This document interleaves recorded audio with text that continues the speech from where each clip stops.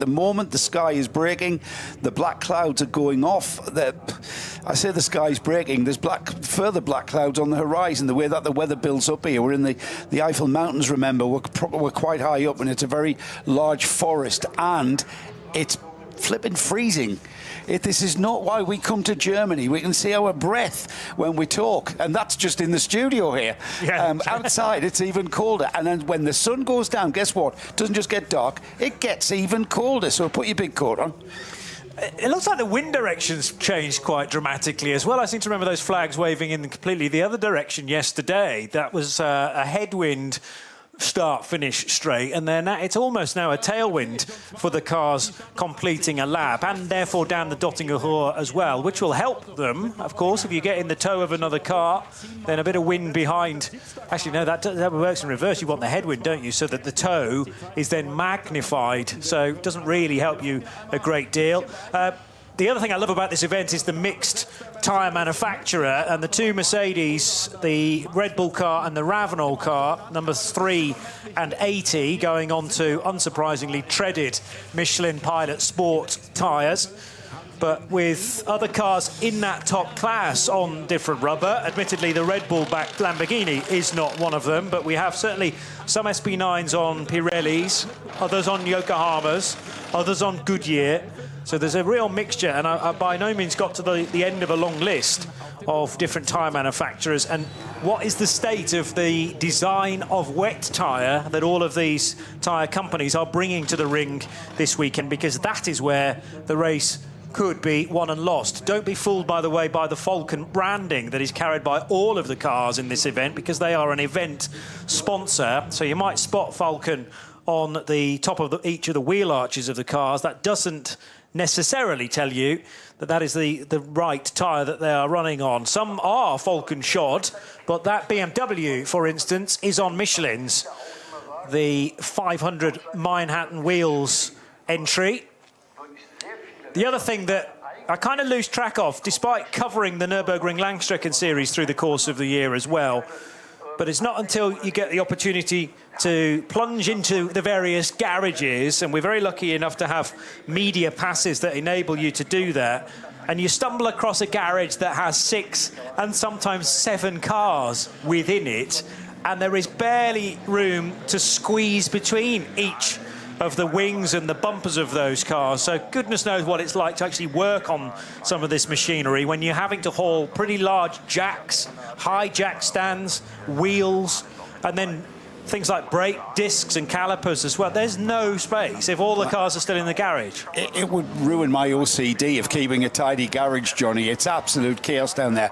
We talk about recalibrating our minds to cope with the kind of racing we're going to see on such a, it's a 25-kilometre track, and we've got to recalibrate. It's not what you would call a conventional racetrack. This is quite unique, the Nürburgring Nordschleife. There isn't any track like this in the world. The nature of the track, the way that we go racing in the Nürburgring 24 hours is, again, a unique way of going racing. You also have to recalibrate your mind and how the teams are going about their work. Like you say, sharing a garage. Normally, conventional race series, the team will get a garage to themselves, and you can work to your heart's delight with some nice presentation boards and a nice flooring down. Cleanse your mind of all things that, because you walk into any garage, you can barely walk around the cars, let alone take their wheels off. Everything is cramped. You're sharing if you're a 4-car team, fine, you might get a garage to yourselves, but you've still got to pile 4 cars into there, and it's really, really cramped conditions. And if we get more so in the race, when we see cars that are going to be meeting the kind of adversity that we are used to in endurance racing, well, that chore of putting your car back together is exacerbated by a crowded garage. If the team sharing the garage is doing the same and meeting that like adversity in dealing with getting their car back on track. We've got cars that are coming straight around on the Grand Prix Strecker. You've got a choice when you complete a lap of the Grand Prix Strecker. You can turn left out onto the Nordschleife and on towards the Hatzenbach, or you can turn right and come around what would be the final corner on the Grand Prix Strecker and come around and complete another lap of the Grand Prix Strecker, or indeed another one, or go into the pits, or get out there onto the Nordschleife for some sighting laps. Because, Johnny, I think the weather report is that we've had rain, sleet, hailstones across the whole of this 25-kilometre course, across the whole area. So it's not like times where we've sometimes seen dry parts of this track and then we get to a wet part of this track. There is no doubt that every single car that you see out there on track will be on wet tyres. Treaded wet tyres are the order of the afternoon, or indeed the evening. We do now have an updated entry list, and I want to say this is a final entry list as well. It was issued at 18:30 this evening, but crucially the date on it is the 14th of May, so we're much, much closer now to a full list of participants, 161 cars. But the more crucial thing is that a lot of the gaps as far as the driver lineups are concerned have now been filled in. If you've not discovered the page known as the virtual notice board for the 54th edition of the ADAC Ravenol 24 Hours of the Nürburgring, it's quite a long URL, so I won't give you that, but I'll just encourage you to do a quick search using your favourite searcher or browser for the 54th edition of the Ravenol 24 Hours of the Nürburgring, and you're looking for virtual notice board, or what the Germans call a virtuelle Aushang. And on there is a great old list of various bulletins, including Bulletin 37, which is the latest edition of the list of participants in number order. They do a version in the class order as well, but if you prefer it in number order, Bulletin number 37, open that up, get it printed off, and that should have all of the latest driver changes. I've got a digital version of it in front of me, so I should hopefully be able to keep you updated in terms of actual drivers in actual cars rather than just ideas to this point. And we're concentrating in the early phases of qualifying 2 on the Grello car 911, which has Kevin Estre, Ayanchen Guven, Preining and Campbell in the cars. So that is, of course, Thomas Preining and Matt Campbell of Australia in the 911. And then the next job I need to tell you is who is at the wheel of that car right now, setting purple times, but that will just be for this individual session. And the 911 is being driven by Kevin Estre, the man famous for that line, pass on the grass, Kevin Estre. So, yes. Which is good news, Johnny, if Kevin Estre is out there on track, because there was a rumour circulating that he'd had a little bit of an off on his mountain bike whilst out training. OK. That turns out to be complete and utter nonsense. Well, so great to see him out there. I was talking only just a short while ago that the fact that there is now a junior Estre racing, and I think in Porsche One Make racing as well, following in his father's footsteps. So it might be Junior Estre out there who signed a quick deal, but no, it's categorically not. It's Kevin Estre driving this fabulous car, and the Grello machine has already potentially been in some wars, because at the end of the Grand Prix Strecker, it was dicing for road position with the 24 Porsche, and they were heading through Sabine Schmidt's curve and then Hatzenbach, and eventually able to clear the 24 Porsche. Just before the run down towards Flugplatz. We have plenty of other news as well, by the way, that has emerged from qualifying 1. So, first of all, there was a big crash involving the 900 Porsche, which was suffering from a mechanical failure and then a fire for the Black Falcon Team Zimmermann Porsche. That car stopped at the side of the racetrack on the Grand Prix circuit. Driver got out and stood in the gravel, trying to beckon marshals towards it to put the fire out. And as the driver was doing that, it then got hit by the 146 GT Porsche, the all-female crewed car, And as a result, the 146 Porsche has had to withdraw from this year's race.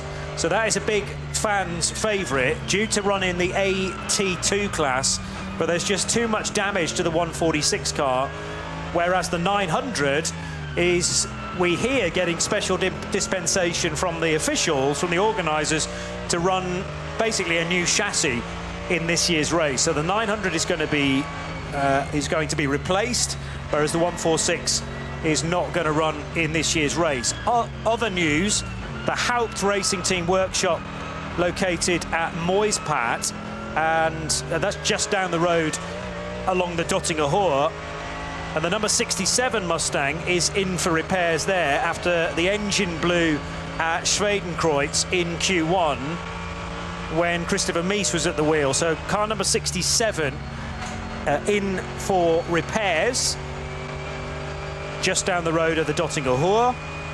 And also we're grateful to René de Boer, who's still working hard on this event. He has spoken to Paul Meyer of Black Falcon. And as I say, this is where we get the information about the 900 car, the Zimmermann entry that is set to take part in qualifying 2 tonight, with Paul Meyer alongside Alexander Hart, Benja Hites and Benjamin Kozlowski. So that car being replaced and will be taking part tonight, or at least that is the plan. A lot of mist around the Eiffel at this stage, and this, Joe, is going to be a problem, I predict, overnight during the race as well, with temperatures as low as 3 degrees Saturday night into Sunday morning. Wouldn't be the first time, Johnny, that we've had a red flag situation because of track conditions and indeed observation conditions, with fog being a common factor at this part of the world at this time of year as well. It's we're in the middle of May here. We're not quite in the middle of May. That's at the weekend, but we have got conditions that are changing literally by the minute. We can see out on track that it is very, very wet. Huge plumes of spray coming off the back of the cars, which indicates to us that the track is not just damp, it is very, very wet, full wet conditions. Drivers just a little bit offline as they go around the track, staying off that conventional textbook racing line. And just as I say that, we've got cars streaming past us here on the start-finish straight. Again, plumes of spray beginning to deplete, which means that the track is beginning to dissipate the water from it. It's a lot different out there on the Nordschleife, with pools and streams and rivulets of water running across the track. That's going to take a little bit of time. And as if by magic, another season has arrived, with the sun breaking through and blinding us through our booth windows here on the start-finish straight. Sun still high, relatively high in the sky. We're not getting sundown until just after 9 o'clock. If the cloud comes, obviously the darkness will come a little bit earlier, but it's going to be after 9 o'clock before we see the sun go down and full dark conditions prevail.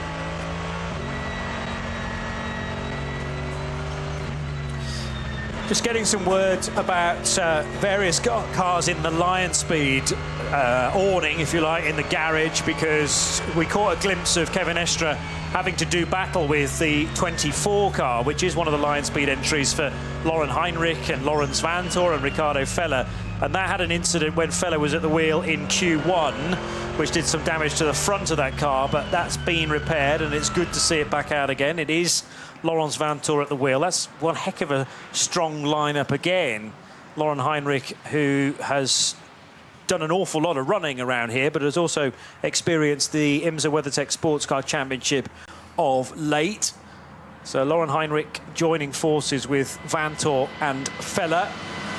And that is not the only Lion Speed car in the entry either, with the number 18 car now with Jake Hill at the wheel, and that car has already done a time at 8:46.440 within this session. As I say, what will happen is that when this session is completed and qualifying 3 tomorrow morning, there will be a collective document issued treating all 3 qualifying sessions as one. But in the moment, right now, they're being timed as separate sessions.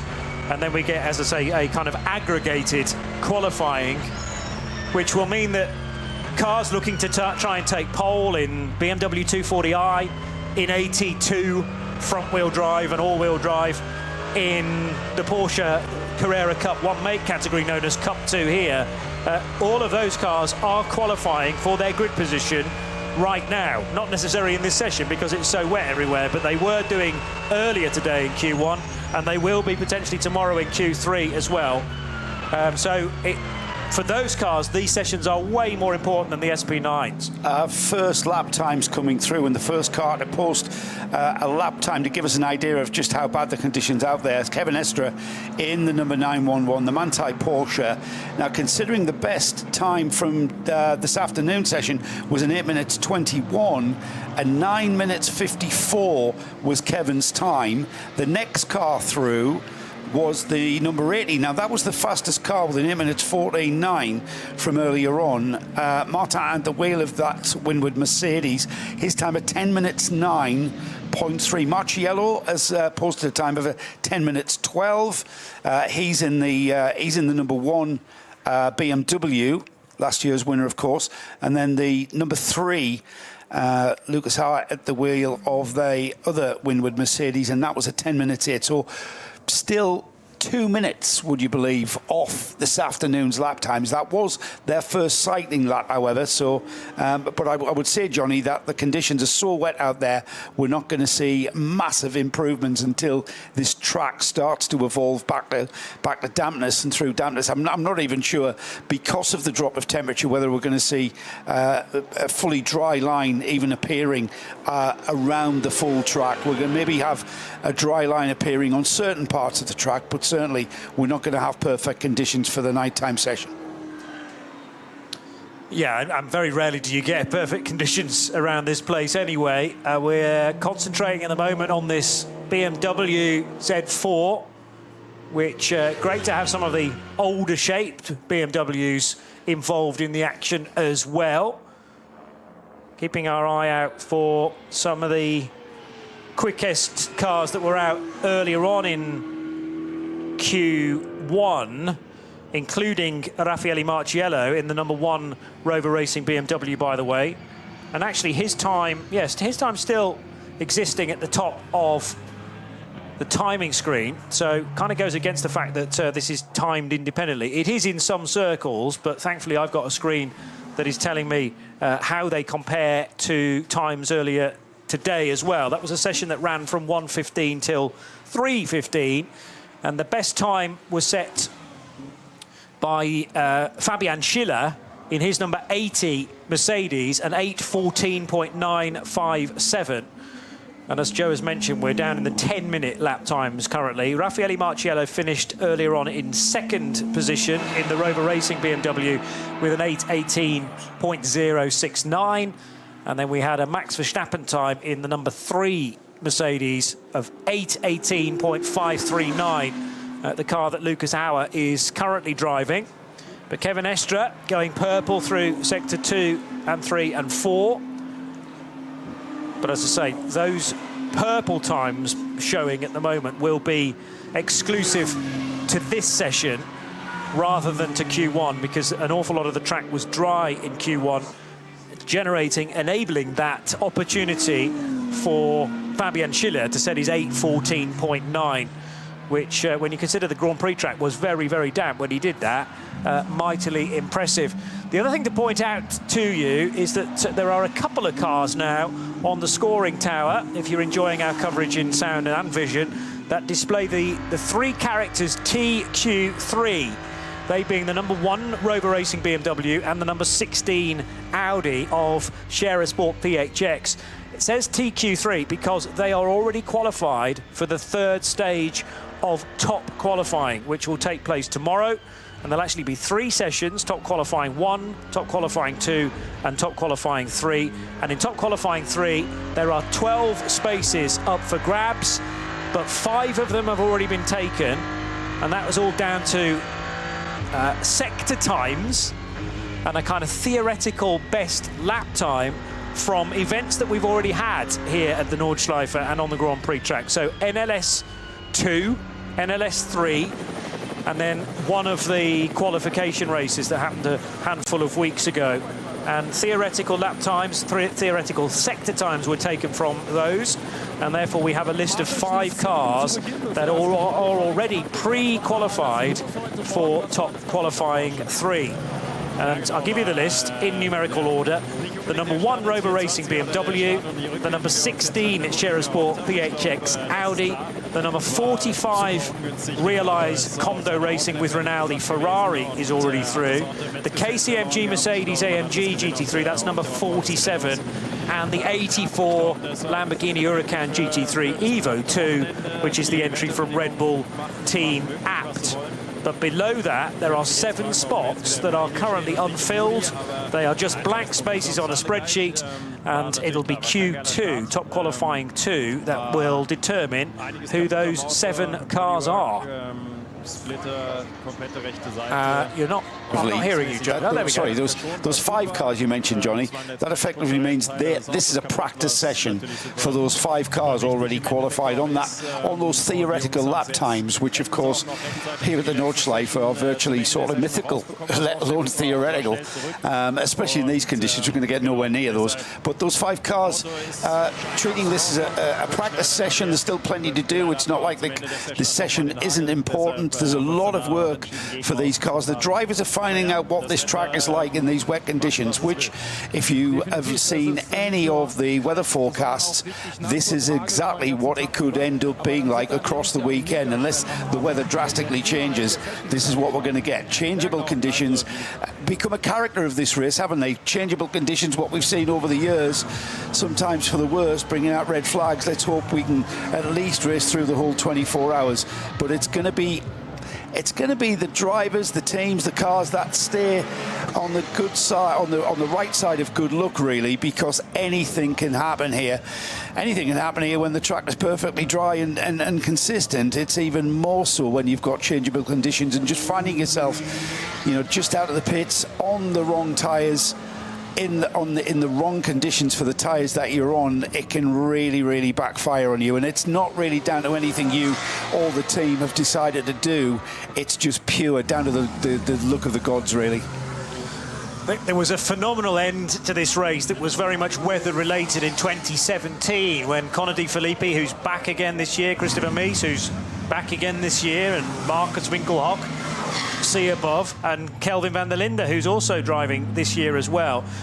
That was an Audi year, but the conditions towards the end of the race, very, very damp for the first part of the Nordschleife. So Schwedenkreuz, Arenberg, down into the foxhole, just horrendous wet conditions. But the rest of the track was dry, and it was all about tyre choice going into that final stint when they were up against, I seem to remember, a fellow Audi. And almost by accident, they picked just about the right tyre for the majority of the lap. There's a lot of standing water, I've just noticed, where Kevin Estre has just worked his way through. This is now into sector 7 for the Frenchman, and he's having to, again, go off the natural racing line to deal with quite a lot of slow, and that's very much in inverted commas, slower. Nobody's going slow around the Nordschleife today, I can assure you. But the mid-category cars that Kevin's having to clear as safely as possible. But that is potentially putting him into some very large puddles where grip levels are at a real premium, and you don't necessarily know where all that standing water is until you're in it and on top of it, and potentially aquaplaning towards the scenery. So even at this early stage of the week, it feels like the risk factor is particularly high. There are drivers out there that we know are not put off by risk at all, and one of those drivers, Kevin Estre, comes to mind. Can you remember that pole lap back in a McLaren? I dread to think what year it was, maybe 2015, 2014, 2015. Kevin Estre, at the moment, perhaps the fastest car out there. We mentioned in 9 minute 54. That was his first outlap. He's about to complete his second outlap. He's gone purple, which means he's the fastest car overall. He's gone purple in sector 5 and sector 7. Not that far off him is Vantor in the number 99 Rover Racing BMW. Laurent went fastest in sector 1, and he was fastest for a long time in sector 2 until he's just been pipped in that sector by Bortolotti, Mirko Bortolotti in the number 84 Red Bull team at Lamborghini. So there's a mix of lap times coming through. The two Windward Mercedes, they've been quick and consistent. Purple sector time for our in the number 3. That's currently gone purple in sector 8. He's just been pipped by Marciello. It's changing. I'm monitoring these sector times, Johnny, and as I speak the words, it changes before my very eyes. So these conditions, you can see by the amount of water that's on the track as well. You can see, because there's no rain at the moment and the skies are, I'm not going to say clear, but breaking, that water is dissipating and the track is evolving. That pole lap for Kevin Estre in a McLaren, a Door Motorsport entry, was actually 2014 when he did an 8 minutes 10.9. So to give you some context, what are we now, 12 years on from that, and still the best time so far today is 4 seconds slower than the McLaren time in 2014. But in fairness, it's not like-for-like conditions. There's now a few more cars head through Galgenkopf and onto the Dottinger Hoor. Maxime Martin is at the wheel of the number 80 Mercedes, which remains the fastest. That was a time set by Fabian Schiller. But Maxime Martin, who is back regularly with AMG, now getting his chance to do a couple of laps, as you must do in any of these 3 qualifying sessions. Marciello's just gone through in a 9 minute 50.8. He's currently second from this afternoon's time. However, that man Kevin Estre, he is absolutely on fire out there. The number 911, the 911 numbered Porsche from Manthey, 9 minutes 38. That's how much quicker he is. At 9 minutes 50 is the second fastest time in that top section of this field. But Kevin Estre is absolutely on fire and finding grip from somewhere no one else can. Just going to search through the supplementary regulations for this event to make sure that we're on top of who needs to do what during a night-time run as well. Article 8.7 says minimum laps during qualifying, and that is all the drivers must complete the minimum of 2 timed laps during qualifying 1, 2, 3. Now, what it doesn't necessarily make clear is whether you have to do that in each of the 3 sessions. I'd be very surprised if that is the case. It's going to be 2 time sessions in qualifying 1 and or 2 and or 3. But the interesting thing about this session, of course, is that it's held in darkness hours because it runs through till 11:30 tonight. There are a minimum number of laps that you have to do during the race. All drivers must complete the minimum of 15 laps during the race itself. If the race is interrupted for more than 2 hours, each named driver must complete at least 1 race lap. So that's a sort of accepting clause within it. But the next thing I'm trying to look for is the night hours and whether there's anything you have to do within this session, therefore, to be again qualified for the race. So bear with me on that, Joe, as the number 44 Falcon Porsche comes out of Tiergarten. No option again, just like earlier on today in qualifying 2, to access the pits immediately out of Tiergarten and Hohenrhein. You have to stay on the racetrack, do a lap of the Grand Prix circuit, and your only way into the pits is using the Hyundai hairpin to then come into pit lane. I call that the back door. It's a back door like as well. Going in the back door, isn't it? Yeah. And the other thing is you have 2 options at that point as well. You could stay out and just do another lap of the Grand Prix track, so just keep lapping the Grand Prix track all the time, or you come in the back door of the pits. Yeah. Yes, you sometimes get that with cars that are just wanting to test something. They've maybe repaired on the car, so they'll go out, they'll do a couple of laps of the Grand Prix track and then head out onto the Nordschleife and come back into the pits. So we're seeing all of that. Times are coming down. We've still got that 9 minutes 38 from Kevin Estre. That's the current quickest time of this session so far. The rest of the field into the 9 minute 50s. We've got Maxime Martin last time by 10 minute 9. He's kind of cooled off a little bit, showing yellow sector times. He's in sector 7, sector 6 or 7 at the moment. Purple sector for Estre in 3, sector 3, 1 minute 14.9. That's how long that sector is.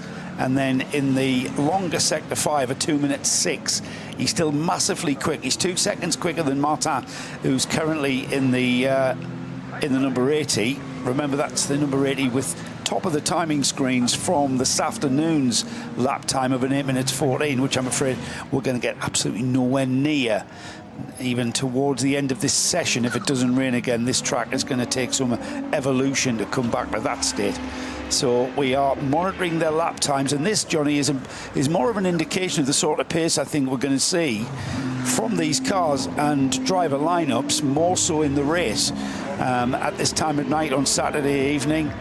The forecast is to be very similar to what we've seen the last few days, so we expect no real changes. So this is good data, this is good experience, finding out where the grip is out there on the track for the lesser experienced drivers.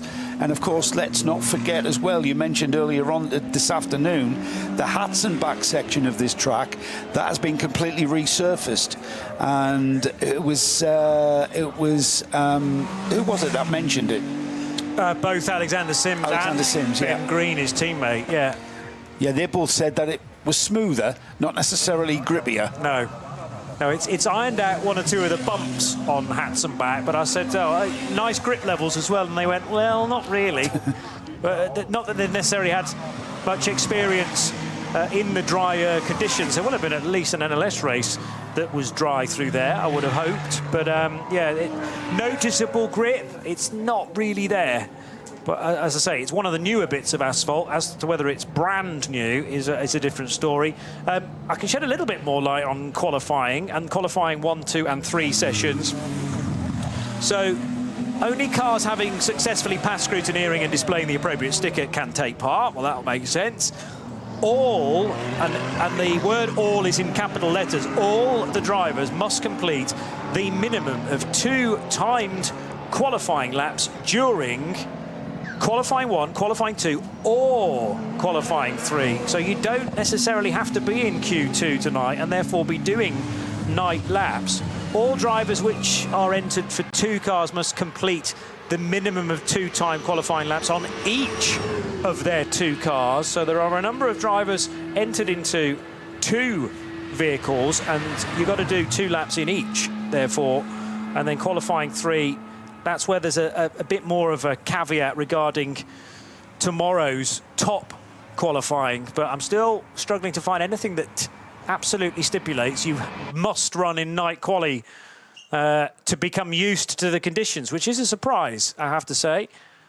We've had nearly half an hour, by the way, of this 3.5-hour session. It's Johnny Palmer, Joe Bradley, and now getting into position, Bruce Jones for the next hour or so.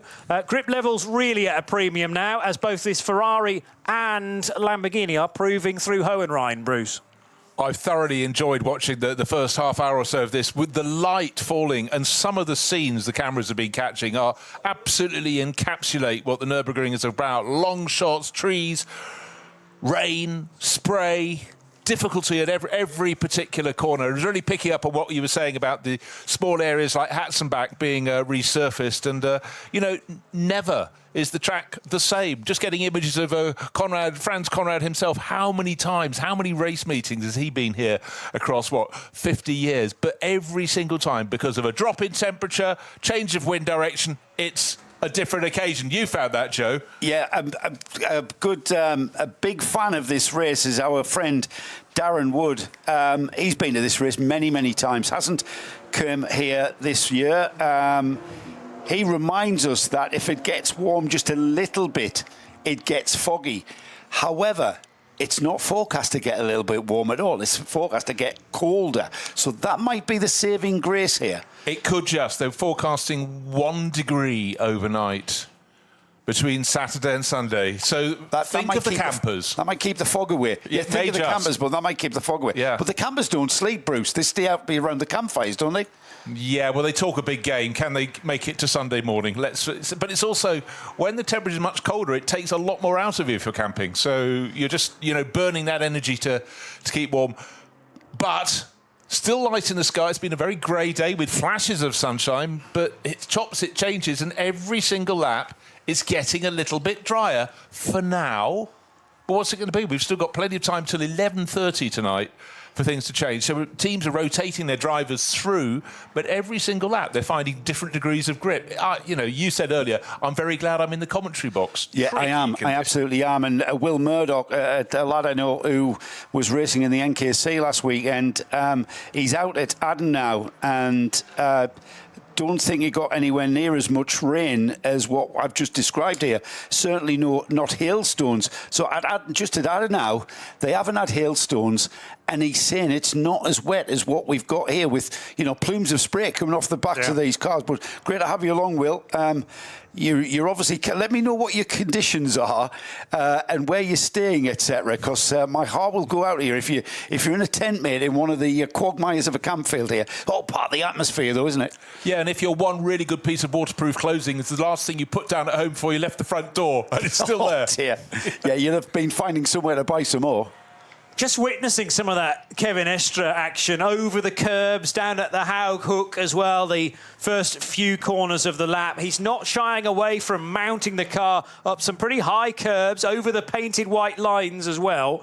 And the other thing you've got to think about is in the Caracciolo carousel, that concrete strip in the wet must be like ice. I mean, the Falcon Porsche's coming up to ice curver now, which its name extends beyond its reputation. But yeah, trying to keep the car straight when you're at something like 45, well, not quite 45 degrees, 30 degrees, let's say, through the trough, the drainage ditch of old. Quite how Kevin Estre hung on to that car, and he might have to do it in the race several times like his co-drivers. Yeah, but the concrete strip is around the bottom. If you gradually slide up, then you've got a different surface under your right-hand tyres. Just saying, might make a difference. Of course it's going to make a difference, but this is where the experience comes. Remember when this track was built, that concrete element of the carousel was a drainage ditch. They weren't meant to drive around it. That was there to catch the water. But it was Caracciolo who decided to use it and hook the drainage ditch and run around what is effectively a bank corner. Which the science of it sucks you in, but you need to be going at a certain speed for that to work. Klaus Bachler staying well off the racing line. That's the karting line that Joe Bradley's taught to me through the years, and it means that he pings out of Galgenkopf at a much higher speed, away from where all that standing water is. So hugging the outer white line, and now doesn't really have anyone in front of him that he can pick up the toe from, but the wind's kind of in the wrong direction for that anyway. The wind will be helping him down the Dottinger Hoor.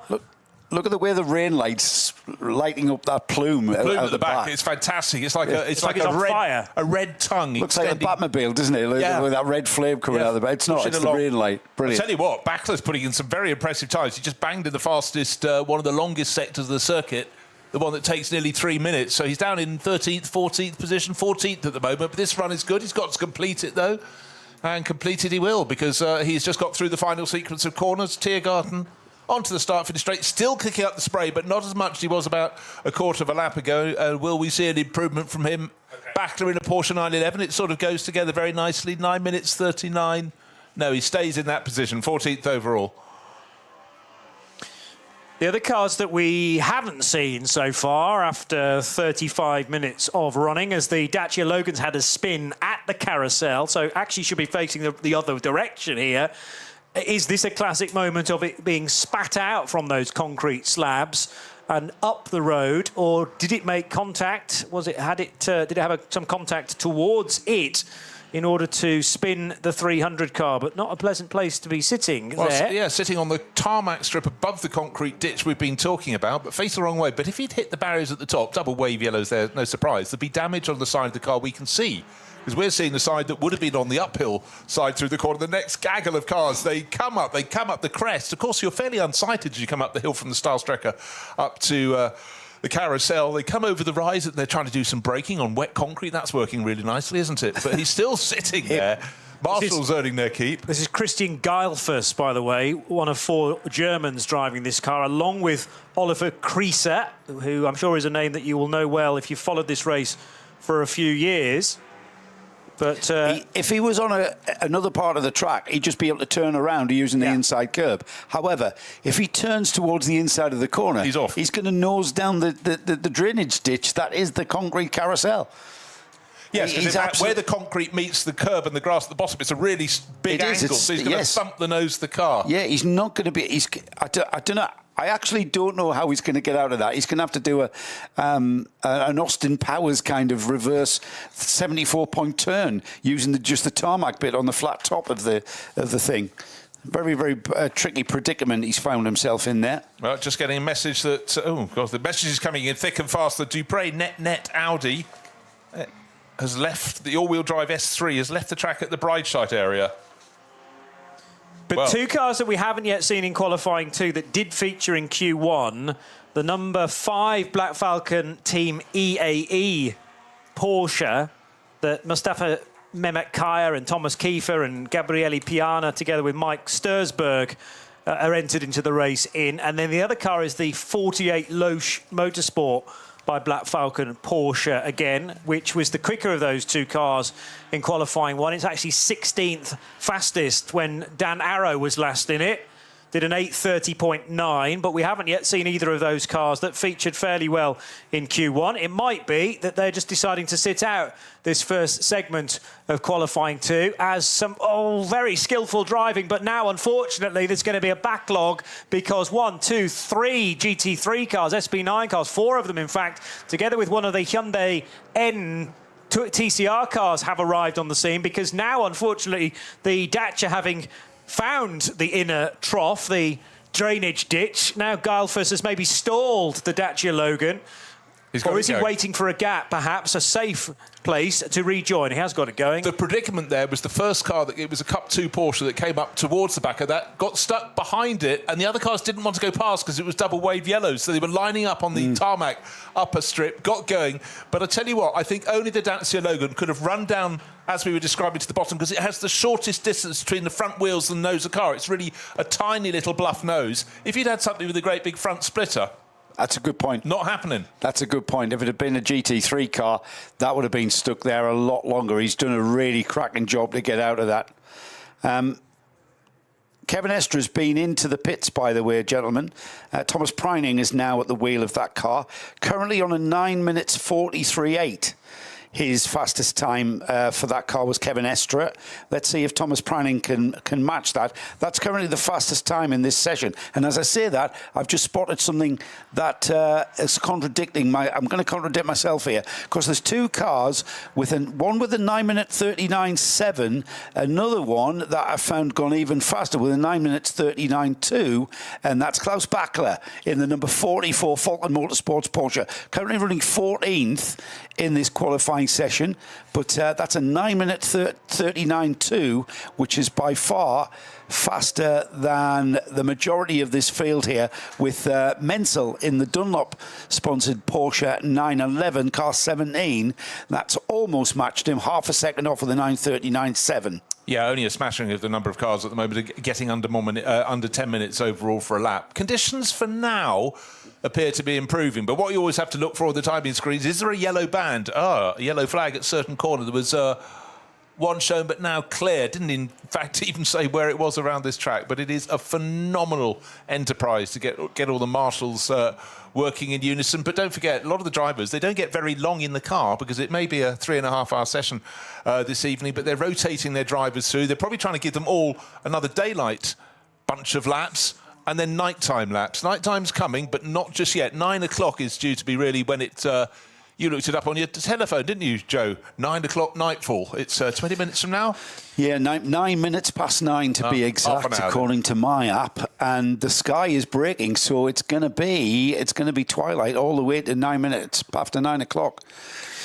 The other good lap time you mentioned in that list, Joe, was the 9:39.7 that Nico Menzel has done, and he's now entered the pits. He's in the number 17 Dunlop Motorsport Porsche, which, remember, is the sister car to the 44 Falcon Motorsport Porsche. They're both run by the team known as Schnabel, and Stephanie Olberts being the team manager of the Schnabel organisation.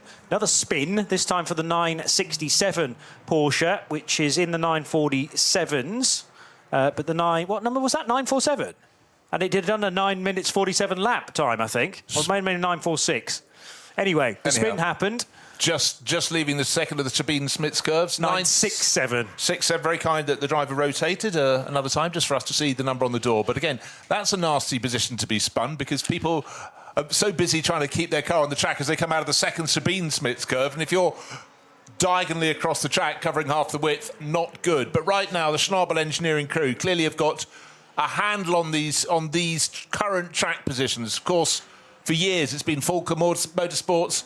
Now it's run by Schnabel Engineering, as it always was, but because they wanted to split their effort, the Dunlop Motorsport car, as you've explained, and the Fulker Motorsport car, riding, in fact, with Klaus Bachler in the Fulker Motorsport car, there's quite a lot of lifting there, Joe, isn't there? It's not Well, it's full not. attack Yeah, at all. It's not. But talk about commitment. It's a different kind of commitment. It's a very feathered, delicate kind of commitment. And a driver out there who's showing very delicate commitment is one Jake Hill, a familiar name with all of our British race fans. He's in the Lion Speed GP Porsche. He's just put in a 9:44 on his first lap in the wet.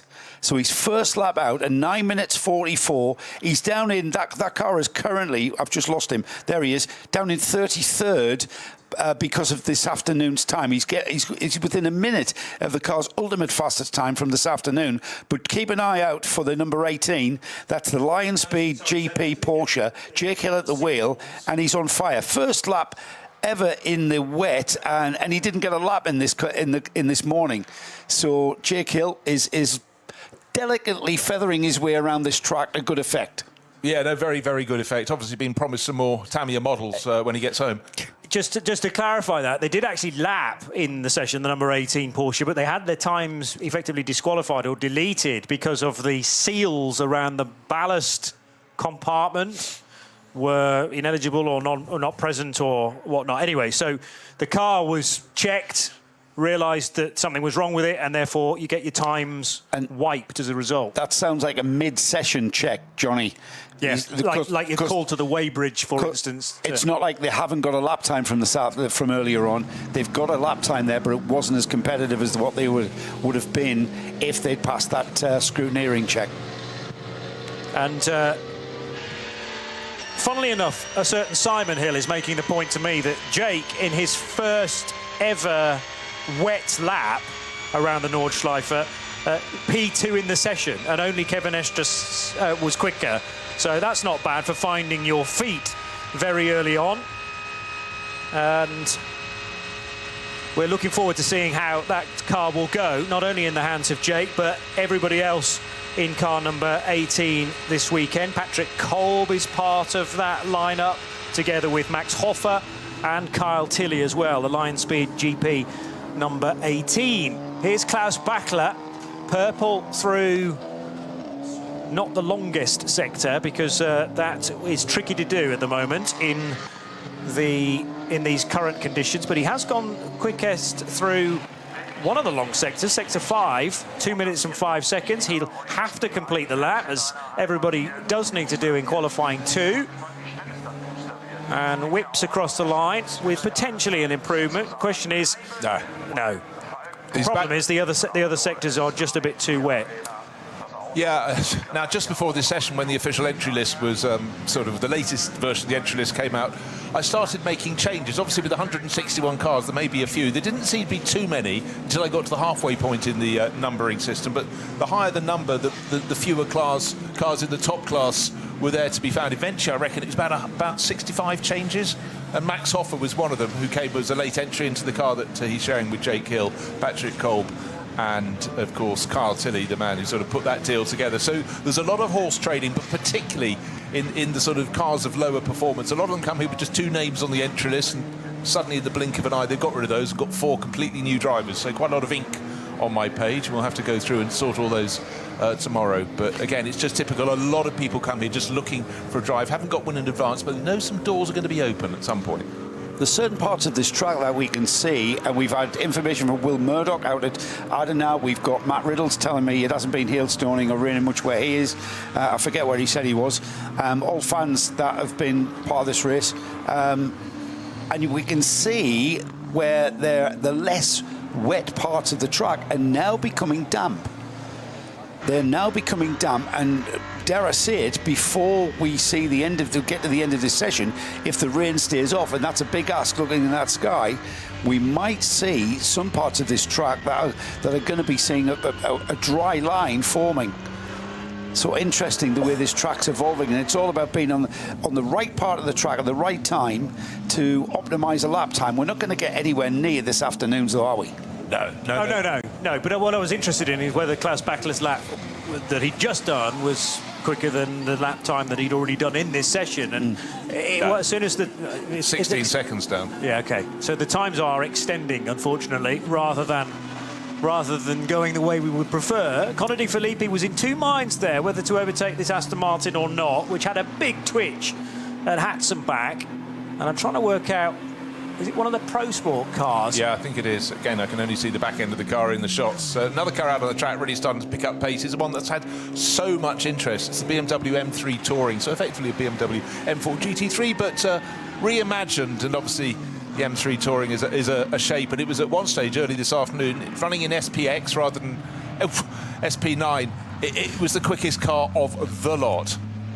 It's actually one of the Valkenhorst Aston Martins, which runs on the Pirelli tyre, and that was the BMW Touring then driven by Connor De Phillippi, who has now got through in the number 81 SPX entered car. This is a quick BMW though, because it ended up finishing qualifying 1 in 12th position, and SPX is one of the categories that's eligible for top qualifying and potentially top qualifying 3 as well. Right, track conditions might be getting marginally worse, but Jake Hill, other people were losing about 10, 12 seconds, maybe traffic, maybe the weather getting worse. Jake Hill on his next flying lap was only a few seconds down on his first one, so that's actually probably even more impressive. I actually think that's very hard to judge. Visually, we can see the track getting drier. I think that's more traffic. Yeah, there's an awful lot of traffic. The reason why we're getting a difference in lap time and a slower lap time is getting through the traffic, and that's always going to be a factor. But there's certainly, if we look on the Grand Prix track, that there's a dry line beginning to be very apparent. Yes, there are still damp sections. Yes, it's still not brilliant, but it's certainly different to when we were first out there at the start of this session.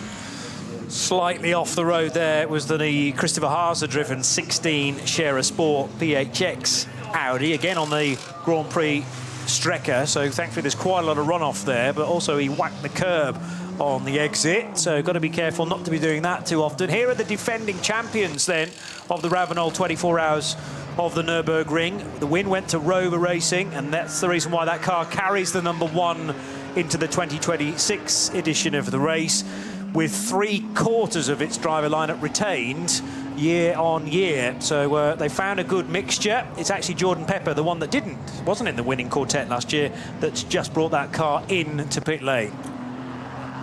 It's such a programme they have to get through. 3.5 hours to play in the evening, but nightfall is coming. Conditions changing with every lap.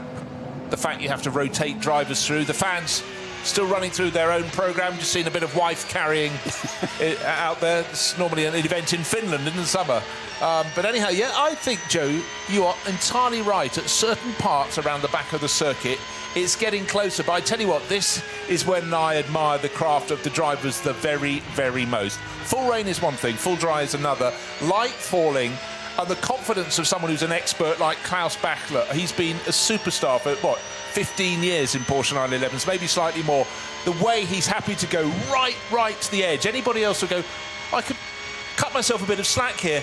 It's only practice for the SP9 class. It's not defining anything for them, but he is absolutely scary, pushing. The other thing is, because of this multi-class racing that we've got, and we're getting towards the time, Johnny, when I'm going to give us an idea of who's leading in the other classes. You have to move offline. You have to move off the ideal drying line, and you then go onto a full wet offline in some areas on this track, which will cost you lap time, but also will it have much of a cooling effect on the wets? It will have for just a minuscule amount of time, and then as soon as you start putting some energy through them, that heat's going to build up again in the wet, isn't it? Another little factor just caught my eye that is changing for the drivers as it becomes darker. Suddenly the effect of lights from the campsites is something. I thought, what's that I see up ahead as we look towards Starstracker? Is that a flashing yellow screen or something? No, just someone's campfire, maybe their tent going up. Yeah, indeed. And the thing is, you're going to have to get used to installations being built whilst you're in this session and probably into tomorrow, and probably being torn down at some stage on Sunday morning as well. Well, it's always like, I'm trying to think which driver it was in the 60s or early 70s. His turning point to a corner was this bush in the field, and about the third lap round, he went past and the bush wasn't there. It turns out it was a sheep. And the sheep found some better grass down the slope. How many drivers have told us that they can smell the barbecues, they can smell it through bright shade, whereas there's a lot of fan action going on around there. They can literally, and I can't remember, was it Christodoulou who said it was making me feel hungry because I could smell the steaks and the burgers that were being cooked. I think he's already got those sort of heightened senses because he's sort of fighting for every corner on the track. Yeah. Backla's sector times, I can tell you, he's put in a purple in sector 3, not so much in sector 5, but he's gone massively quicker than anyone else. Apart from that is Stoltz. Lucas Stoltz, a 2:07. Backla's put in a 2:06 through 7. I'll offer you another one, though. Third fastest at the moment, Jules Gounon is flying in that number 3 Mercedes. He's put in the fastest sector 1, fastest sector 2, very competitive in sector 3. So that's a car we know has looked good on the less wet track, but right now Jules is desperate. He's been racing for such a long time, but he really needs another big result. He's always there or thereabouts. He's always in the battle. But some drivers seem to have this ability, like Kelvin van der Linde, 3-time winner here, to come away with the trophy. But Jules would definitely want this. And I see on the late editions, his girlfriend Michelle Gatting's got a late entry for the event. And, really? Yeah, so they're here as a couple, but obviously in different pit garages, or possibly, because you put so many cars in one garage, possibly the same pit garage. But Michelle's driving one of the Milner Motorsport Cup 2 Porsches. I just want to share with you a quote from Nick Yellerly, which is quite fresh, actually. His clips, audio clips, although in written form, have appeared on the Nürburgring 24-hour ticker. And he says, we haven't driven the Lamborghini. He runs, by the way, in the number 130 Red Bull Team Apt Lambo. And he says, we haven't run in the car too much in the wet. What happened to Dorian Boccolacci a few moments ago? He was in the barrier for the number 17 Dunlop Motorsport Porsche. And that was a big squirm. Just trying to work out where that was. He's only just taken it over, actually. OK. It was out in the hands of one of his teammates. I'm trying to remember who was at the wheel at the time. So was that Flugplatz, maybe, coming out of that awkward right-hander and then the run down towards Schwedenkreuz? I'd need to be able to just witness precisely what happened and when again, to be fully sure. Just show Johnny how close to disaster these guys are. He's at the end of the lap now, so did it happen at Galgenkopf, therefore? Well, that's all I can presume, yeah. Well, limping back, and the sector times up until that point, I'm going to say, were reasonably healthy in the number 17 car. Let's just have a look. 1:16, 11, 2 minutes 10, 3:09 through the long sector 7. So, yeah, it's more likely to have happened towards the end of the lap, having just caught the back end of that incident. And he'll be pleased if he's done any damage to the car that he's not had to do that many more kilometres. And he'll have to do a full lap of the Grand Prix track, of course, as well, before the team can then assess it. Just to finish the Nick Yellerly point, because they haven't run a great deal in the wet in the number 130 Lamborghini, there's a lot to manage about the tyres and how to approach the braking zones, says Nick. I've only had 2 laps so far. The last time I drove here in the rain was either 2022 or 2023, and overall though, I have a good feeling and I know what's required in these conditions, but relatively inexperienced in a huracan that he is placed in this weekend for Red Bull Team Apt. Joe, you were talking about class leaders, not leaders, quickest times within classes and categories, considering we are in proper qualifying for those particular cars, or do we wait for a bit longer? I don't know. I don't know. It's really exciting out on track. All right, fine. We'll stick with it. Jules Gounon. Yeah, I mean, let's keep an eye on Gounon. Well, lights are flashing, lights are flashing. He comes up on a Cup 2 Porsche, passes it, it's a Cup 3 Porsche, passes it with ease, but he just wants to make it absolutely clear. Long shots show hanging cloud below the tree line. Of course, the track isn't stable. It's up and it's down, and the vertical is really quite enormous in places. To get to the highest point on the circuit, which actually seems to be the very wettest part of the circuit. Again, the flare from these super powerful headlights as a BMW in its way. It sort of gets out of the way, but not with a great alacrity. But again, as you pointed out, Joe, the car's trying to keep out of the way. You don't want to go on the very, very wettest parts of the circuit. So there's a certain circumspection. But Jules Gounon looks as though he's trying to get on a qualifying lap. Doesn't really need to press too hard. But again, you've got to run to the capabilities of the car. Anytime you run far beneath it, things you just tend to go a little bit wrong. The Boccolacci Porsche, the number 17 we saw there, he just got onto towards the edge of the track, and then bang, the car was gone, and he was a passenger until he spiked off the barrier. Luckily for him, the barrier was really close to the edge of the track. I think if that car had gone, if that was a 20-metre grass runoff, he would have gathered momentum on the grass, would you believe? It was the fact that he was able to bounce the car back onto the track that was beneficial to him. Just basically sliding. It was an oblique angle of attack. Yeah. The barrier was bending in its arc.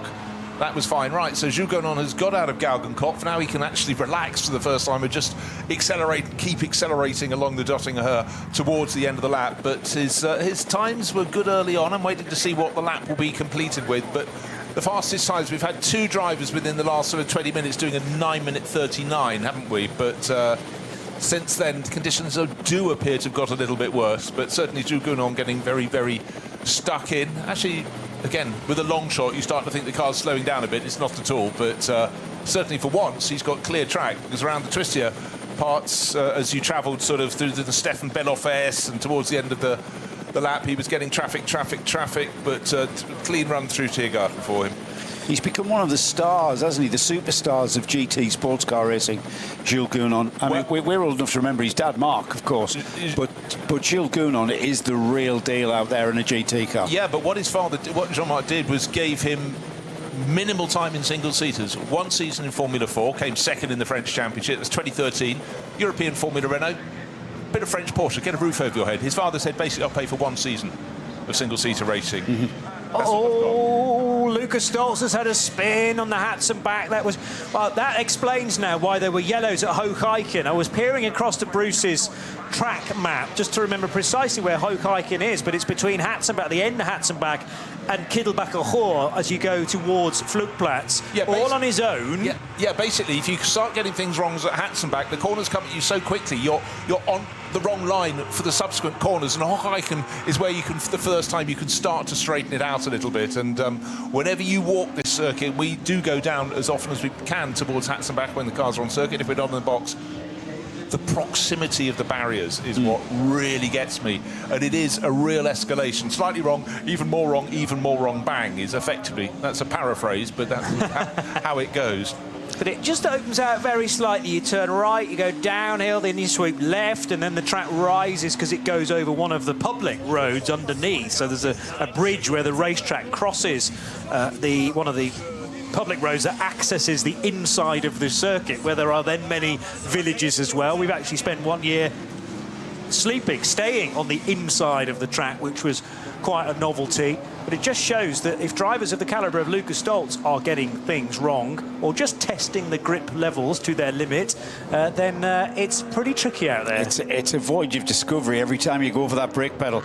I assure you, these are very, very brave drivers. They've got very large amount of courage, is what I was going to say. It takes massive courage out there, if you know what I mean. And that's why I like being here in the comms box, as I'm going to say, all weekend. Yeah. Even more so in these conditions. Jordan Pepper, I want to mention, because I've been trying to get him in.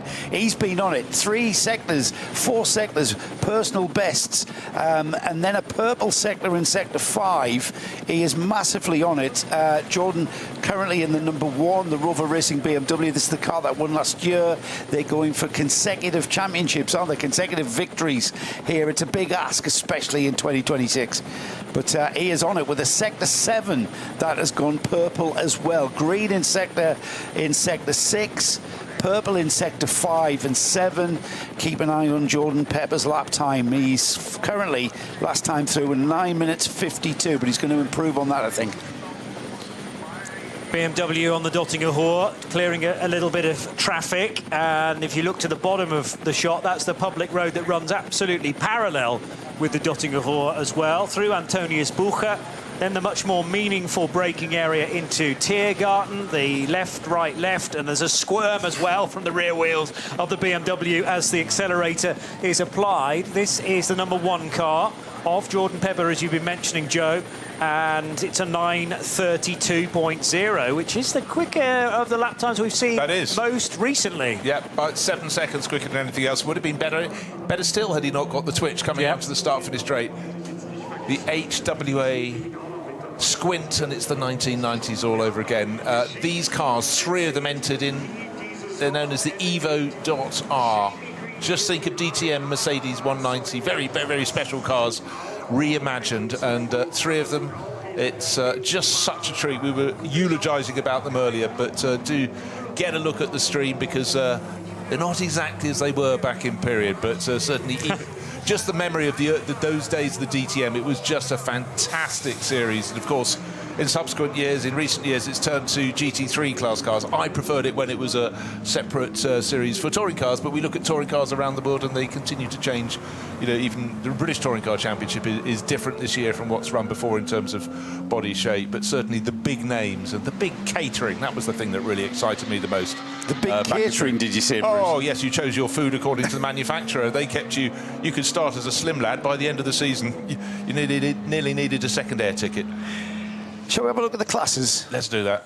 It's just gone 9 o'clock in the evening, by the way, so still got 2.5 hours of this to run. It completed at 11:30 tonight, but yeah, good time to do it, Joe. I absolutely lost track of all time there, but this seems really, really as if we've rehearsed this at the top of the hour. Just before you do, what's that on the pit lane exit road? It looks like a block of wood, maybe, that's sitting in not quite the middle of the road. It's like a wheel chock, isn't it, to stop it running down the hill, but the pit lane's not that steep, but anyhow, that's just funny there. That might be what it is. It's got a bit of tape around it, though, as well, as if it used to be attached to something, but it's ended up pit lane exit, and there might need to be a yellow flag, quite possibly a code 120 or 60, for a marshal to head out and collect that. Go on. Right, this is not mine. Somebody else has said this in my ear. I've got to credit Mr. Hindhoff for this. I think he's spot on. That looks like a block of wood that you put under the air jack. So the air jack comes down onto the block of wood. When that air jack's gone back up, it's stuck on the jack. And the car has then carried it out. So it's sort of indented in the wood. Yes, absolutely. And then as the jack's gone up, the piece of wood is still stuck to it. It's pure theory on Hindhoff's part, but yes, that sounds like a very strong theory, that. So the classes, we've got stacks of them, and what we'll do throughout the race at the weekend, we're going to run through our class leaders at various points in the proceedings. So starting at the back in 125th place is the BMW 325i class. That is currently being led by Car 100. Hasn't got a team name, just Car 100, just a load of mates bringing that BMW 325i. It's the driver at the wheel of the car is Hausmeyer. In the V5 class, which is 119th overall, that's car 440. Again, no team name. Ebner is the driver of that one. First team name to appear is in 115th spot, and that's the leader of SP3T. That's the number 10, Max Kreuzer Racing. In 105th place is the VT2 Hecker leader. That's the rear-wheel drive VT2 class. That's the number 519, the Ravenol Japan entry. In 103rd place is the BMW class. That's being led by the number 898 Volkenhorst Motorsport entry. VT2 front, that's front-wheel drive and four-wheel drive, but we don't need to mention that anymore because there aren't any four-wheel drive cars in the field. Yeah, fine. So VT2 front, they're in 99th place overall. That's the number 480, the Dupre Motorsport.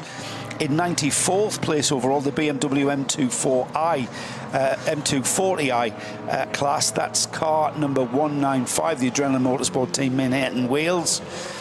Car 448, no team name, is leading V6. They are currently 87th overall. And then the SP8T class, that's being led by the number 59 Dua Motorsport.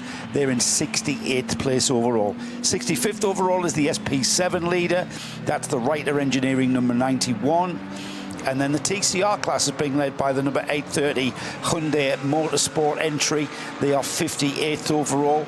52nd overall is the SP10 leader. That's the 888 numbered Hofer Racing by Bonk Motorsport car. And then Cup 3 is being led by the number 962 W&S Motorsport. They're in 50th place overall. Just behind them in 49th place overall is our SP4T class leader. That's the number 50 Max Kreuzer Racing. And then not far behind them is the SP Pro class leader. That's the number 992 Manthey car. They're in 47th. 43rd overall is the AT2 class leader. That's the number 632 Black Falcon Team Fanatec. And then in 31st place, the Cup 2, the Porsche team, the Porsche class, I should say, 777 numbered RPM Racing. They are leading that one. AT1 is being led by the number 75 Max Kreuzer Racing. They're in 27th overall. SPX class leader, the number 81 BMW M Motorsport. They're in 12th overall. And then, of course, the SP9 class, our overall leader, the number 80 Winwood Racing. They are the fastest, I should say, rather than leader.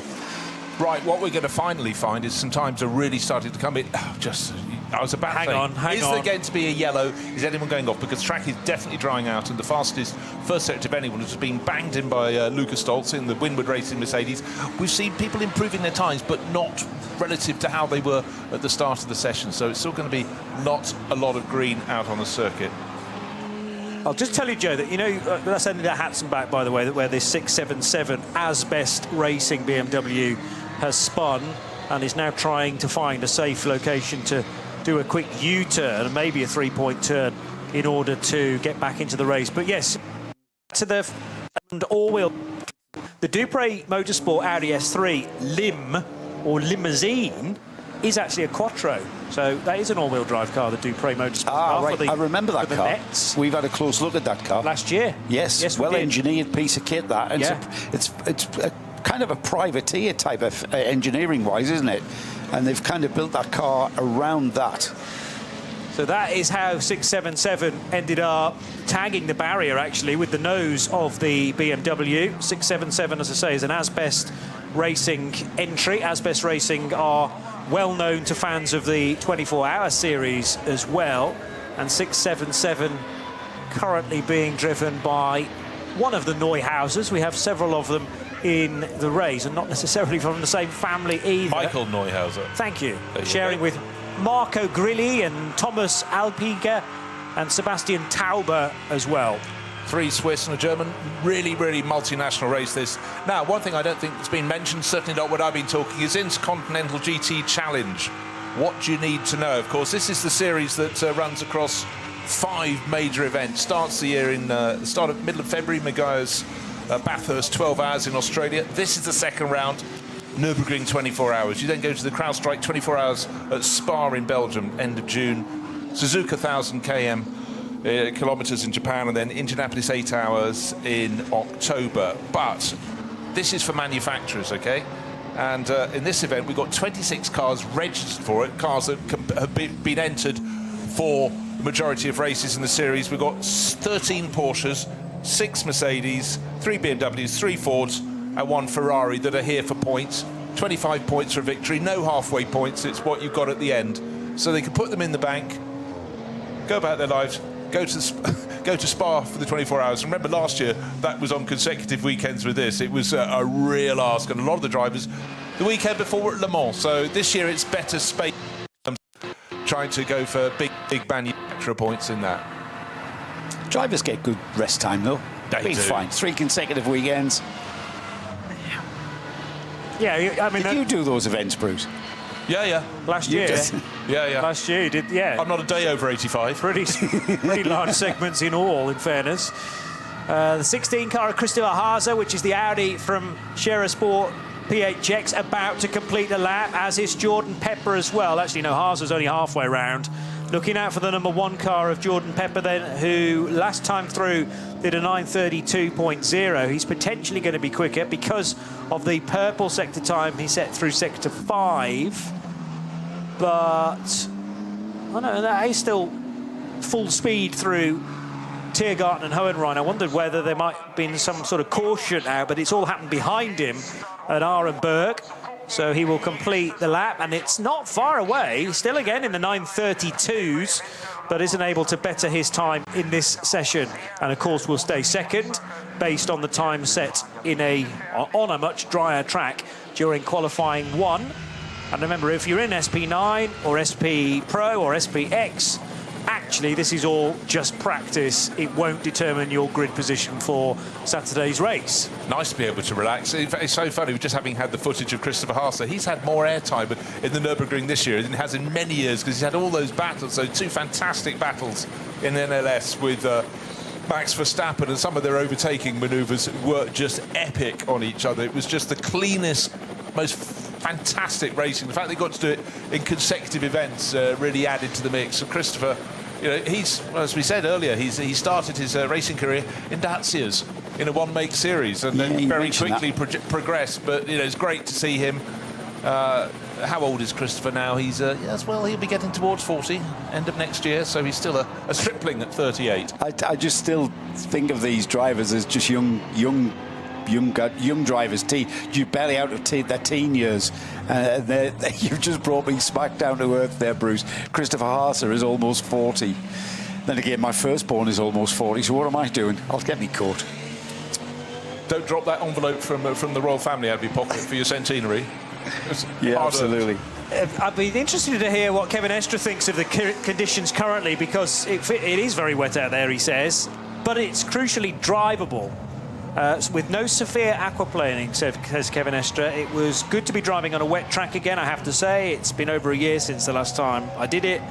So it's nice to know again where the track is wet, where it's wettest, and where there are big differences in grip from one corner to the next. I immediately felt confident in the team, done a good job fitting the right tyres with the right tyre pressures. That's the other thing, of course, that can be altered through the race, but you can't keep coming in when you want to, because a stint's going to be 8 laps around here. Once you've cleared the first stint and the formation laps, which, by the way, a formation lap around here takes 20 minutes, but then you're going to be doing 8 laps, 8 laps, 8 laps, and if something's not quite right, and you discover this on the first lap, you're going to be best part of an hour before the team can work on the car. And the thing is, Johnny, you're spot on. And in these conditions where you go out of the pits, you're on a set of, you might be on dry tyres and it starts to rain, you might be on wet tyres and it gets drier. Like a conventional track, which is like 3 to 5 miles around, you just come back into the pits and change your tyres again. You can't do that here. You've got 25 kilometres of track to get around. I mixed miles and kilometres there in the same sentence. You got away with it. You know what I mean?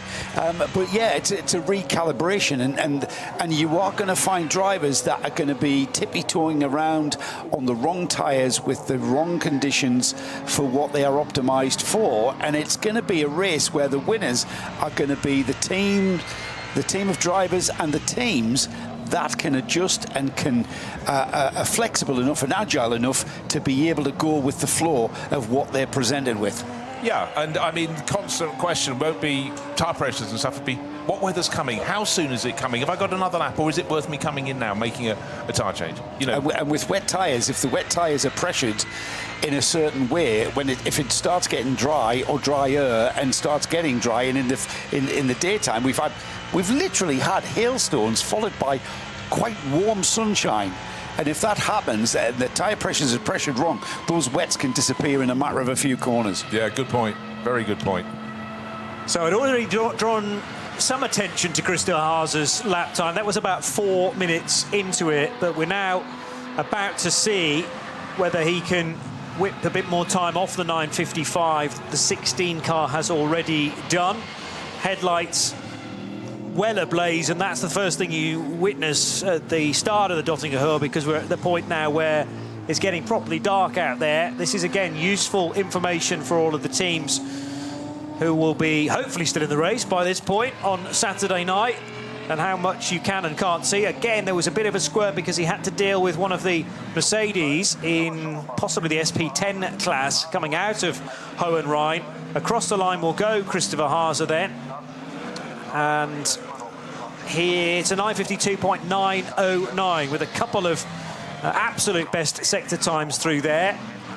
9:52.909 was an improvement, I think, by about 3 seconds in car 16. Yeah, not even sure it was that much. Okay. But I tell you what, that is 20 seconds slower than the lap that Jordan Pepper did. He did that one lap in the number 1 BMW, which clearly was astonishing. We saw him have a little twitch coming onto the start-finish straight. He then went round the back and then into the pit. So Jordan, the South African racer who's done a lot of his racing over in Europe and in Germany, has handed over the car now to Sheldon van der Linde. That's the Rover Racing #1 BMW. But that was a super, super impressive lap. But let's just reiterate, in this session for the top class cars in SP9, this is a practice session. But the top handful of classes, it's still a practice session. Their top qualifying will come in 3 sessions on Friday. But for the majority of runners in the classes further down the pecking order, this is their qualifying. This is their chance to set the grid. So they'll be frustrated by the changing conditions. If you got a good lap in early on, you're laughing big time.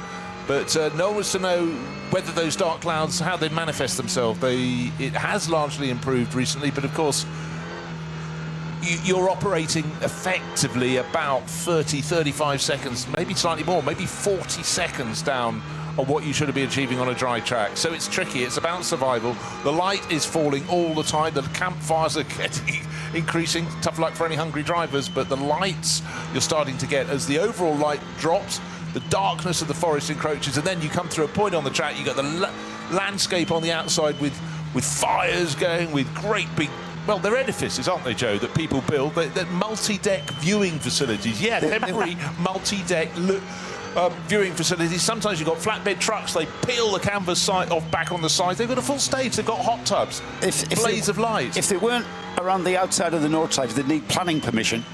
Yes. Some of the structures are feats of engineering. Talking about the darkness, and I'll probably reiterate this story during the race. During those dark COVID months, we had quite an iRacing league going on with quite some notable names part of our iRacing league, and we did the Nürburgring 24 hours on iRacing. We had Adam Christodoulou in our car, and during my stint, I could not see anything. My old eyes, adjusting to the light and the headlights. So I said to Adam, how realistic is this then? Real life must be a lot better than this. And he actually said, oh, it's much worse than this. Yeah. I was like, what? I can imagine. Are you boys crazy? Muscle memory. It's like, and yes, and he the way you drive a racetrack where you optimize every braking point into the corner, every apex, every exit speed, optimized, you know what's coming. That's how Adam drives the Nordschleife. That's how these drivers are driving the Nordschleife in this top class. They are absolutely optimized. Even in these conditions where it's a relative voyage of discovery, finding grip, going on the brakes at the last point and finding the grip, they are driving these cars as fast as they possibly can in whatever the prevailing conditions are. It's quite phenomenal to see. It is, and it's quite interesting. At the moment, we're riding on board with the VW Golf, so a very different performance potential to the SP9 class cars, but again, it is being driven to the maximum of what that car can do. The revs are totally different. The stage is still the same. Just want to go back to that period of iRacing. John Hindhoff and I did quite a lot of the digital NLS series, and it was so good, the graphics on that. Within a few moments, I forgot it wasn't real. But where it was fantastic was the fact you'd have an incident, and you could ask the director to show it to you from multiple angles, because mysteriously in the digital world he could have a helicopter above the car at every point on the circuit. You could see every accident from forward, backwards, sideways.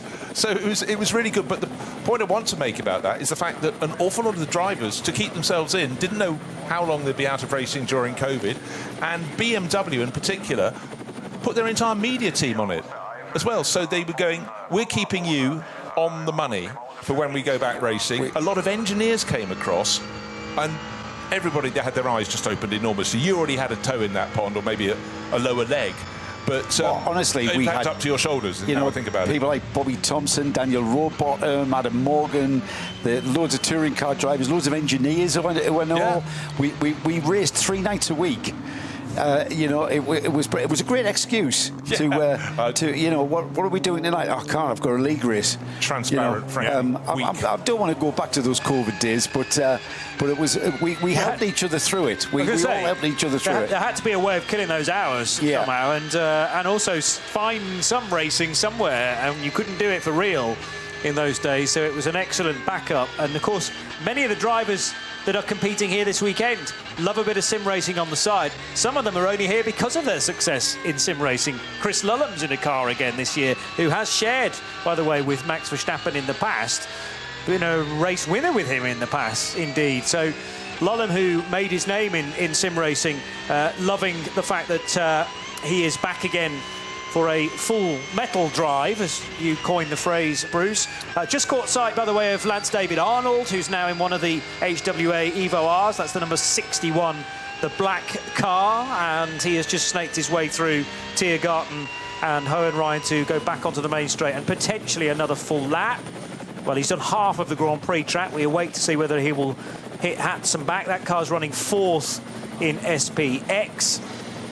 And still we go on with the potential for the odd sector here and there to be improving, but nobody's going to get anywhere near to an 8:14.9, I'm going to suggest, probably for the rest of the night. Just want to introduce a name who's sort of a man at the moment in the world of Porsche, Lauren Heinrich. Yes. He did 4 years with the Williams eSports team. 19, I think not. 2017 to 2020, so first year of COVID, he was still in there. But it was the fact they discovered other people who did iRacing and put them onto, you know, Formula One teams were employing them, putting them on their sims. Because they already had an understanding of how a sim would work, of course, because that was their background. But then it was suddenly a springboard for an awful lot of people to come through. But to me, Lauren Heinrich was a name I was only really, you know, he did Formula 4 up to that point or whatever, a bit of toe in, a bit of Porsche stuff, not at the top level. And then suddenly you look how he's just evolved, and he's now pretty much the go-to man at Porsche. The last year or so has been phenomenal for him. But, you know, for him, COVID was a good thing. It gave him a shop window. Yeah, yeah.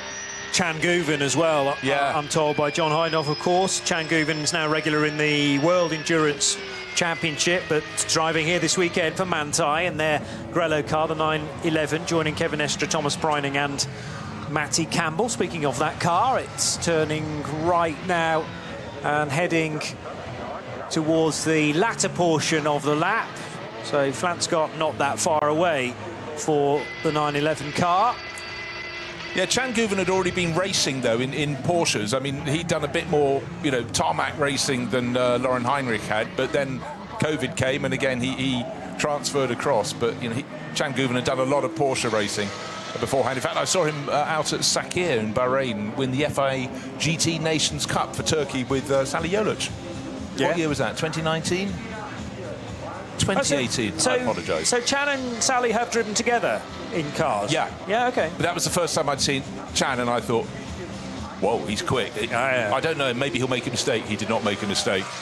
I forgot to mention one of the major names of the driver that we know, of course, that was part of our COVID league, was James Lippmann, who's watching at home and watching intently. I haven't seen him behind the wheel of a car for some time, so come on, Jim, get your finger out. We need to see you back behind the wheel. Barcelona 24 hours, maybe? Got a few months to sort something for that. I don't know if he's moved to Barcelona. I don't think he's moved. He actually was going to move to Barcelona. I'm not sure he has. GM, that wasn't my reason for saying the Barcelona 24 hours. I just thought end of September. Makes sense. He was always wanting to pick out a great deal and get himself into a car, wasn't he? As I was going through the 350 driver corrections on today's thing, I just expected to be writing JM Lippmann in something. You know, there must be a Cayman out there with his name on it. Yeah, at the last minute. Yeah. There's still time yet. Kelvin van der Linde's now been put into the number 1 Rover Racing BMW, and this car is still second fastest after Raffaele Marciello's time much earlier on in the day. So it has done an 8:18.0. We're closer, though, to the 9 minutes 30 or so, but that was the time done by Jordan Pepper. And when you compare that relatively to a lot of the other times being done right now, that was a barnstorming lap in the current conditions, so it should not be overlooked. We've recently had a 9:36 from the 44 Falcon Motorsport Probably still car. Klaus Bachler, I'd think, in that one. Let's have a little It was probably a Bachler tie. Oh, it's Morris Shoring on board at the moment. Yeah. Maybe it was Morris, actually. I don't know. He must have only just been out, but Bachler has been consistently on it since the conditions began to improve a tiny, tiny bit. Yeah, I think that 936 has been there for a little while, actually, but you're right that Morris Shoring has now taken the car over. Morris, a winner of the 24 Hours of Le Mans in his category. So, again, looking for a very successful weekend, coming out of the camp where there are 2 Porsches but on very different tyres and some excellent liveries as well, particularly for the Dunlop car, the Dunlop Motorsport car that all the press pics of that came out at the start of the year, sadly, for an NLS race that then couldn't take place because of weather conditions. But we're excited to see how it gets on, although Dorian Boccolacci has already been in the barrier in that car today in this session in number 17. Alessio Picariello's been out in it since, so that rather suggests that there's nothing crucial that is broken on that car, but they may still be working on it. It sits in the pit lane. Right, we're very nearly at the nearly just 2 hours to go in this. I just want to apologise. My maths is normally fairly good. I was saying it's about a 40-second deficit from the best time to the worst. Absolute arrant nonsense.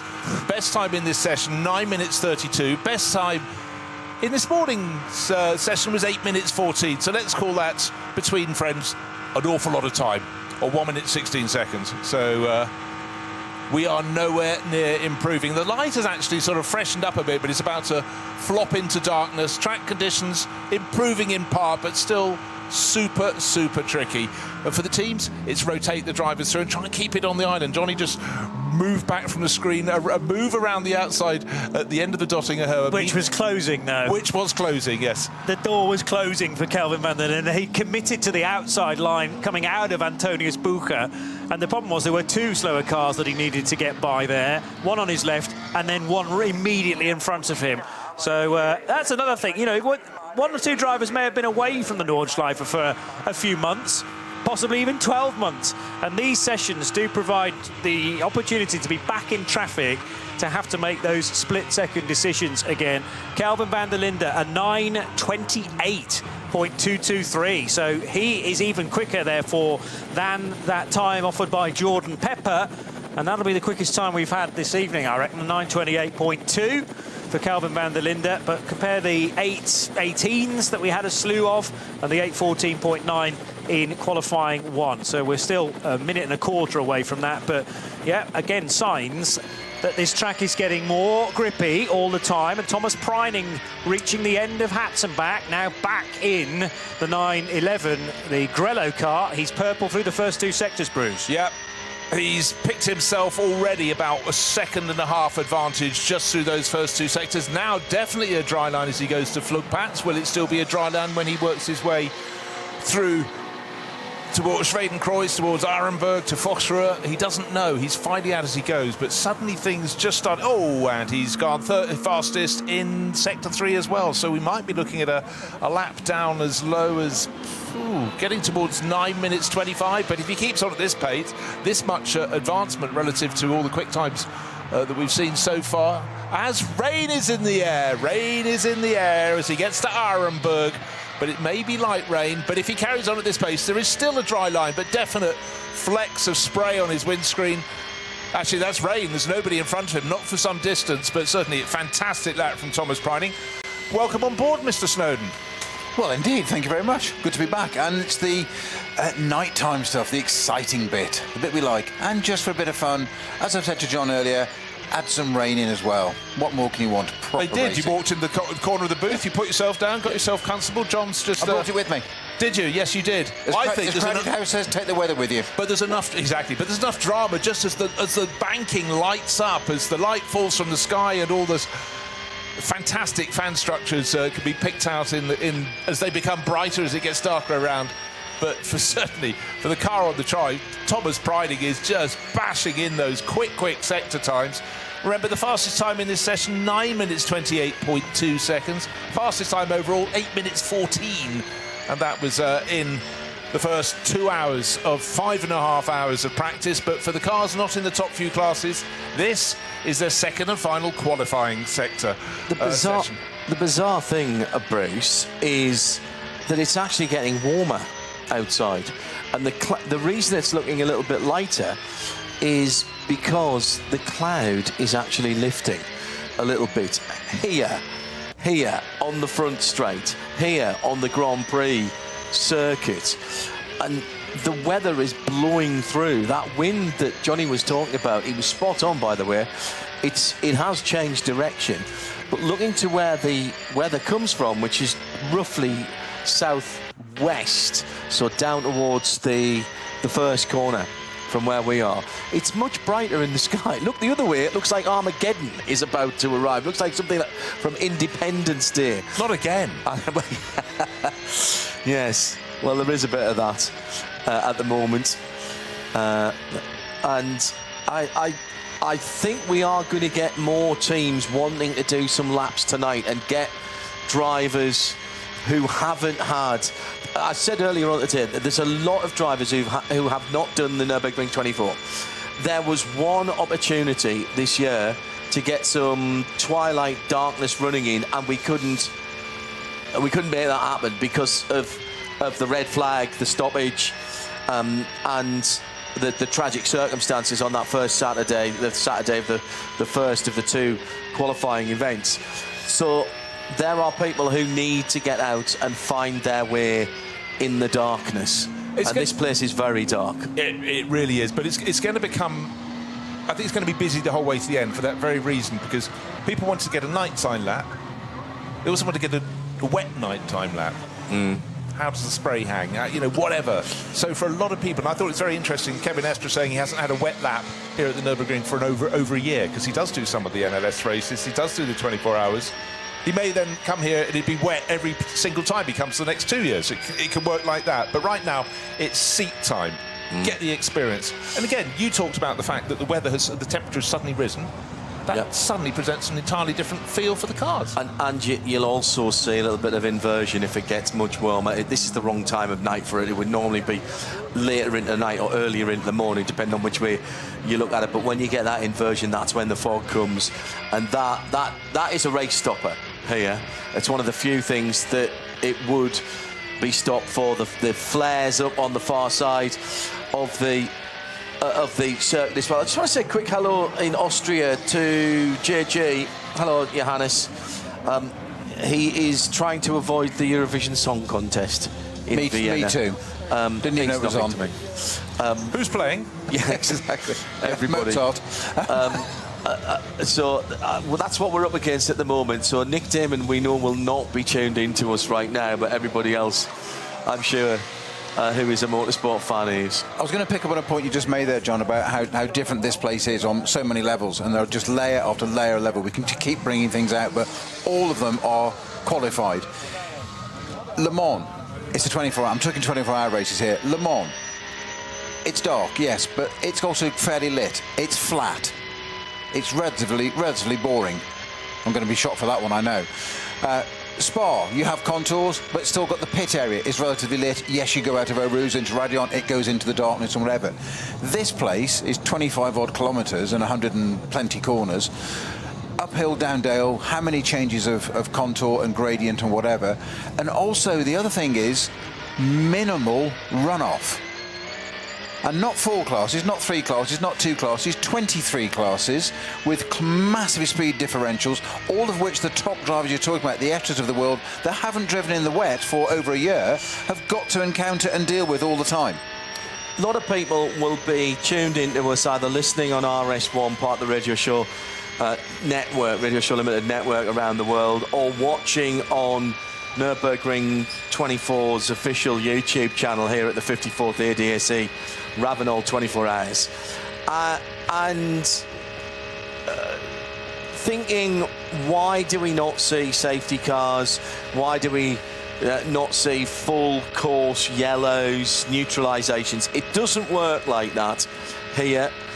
We use slow zones, we use double waved yellows, code 120s, code 60s, and those are the speeds in kilometres an hour that you're allowed to do through those zones. It's all monitored by GPS, and therefore people can and do get penalties. And here are 2 penalties, just to underline that. So the number 941 Porsche Cayman GT4, the 992 Club Sport car. This is the Airbacher Van der Schneef family outing and Rysinski machine. They were exceeding the maximum speed limit in the code 60. So on Saturday, after the first lap, they will have to come into the pit lane and stop for 45 seconds.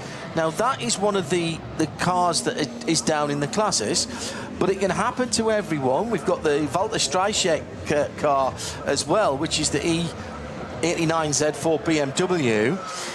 They were going even faster And so they'll have to come in at the end of the first lap for 45 seconds after the first lap. And there was even some, I remember, I think the number 75 from memory got pinged in the first session as well. Bruce, it almost has to be self-policing here because of the nature of this track. I've said it before, I'll say it again for people who just join us.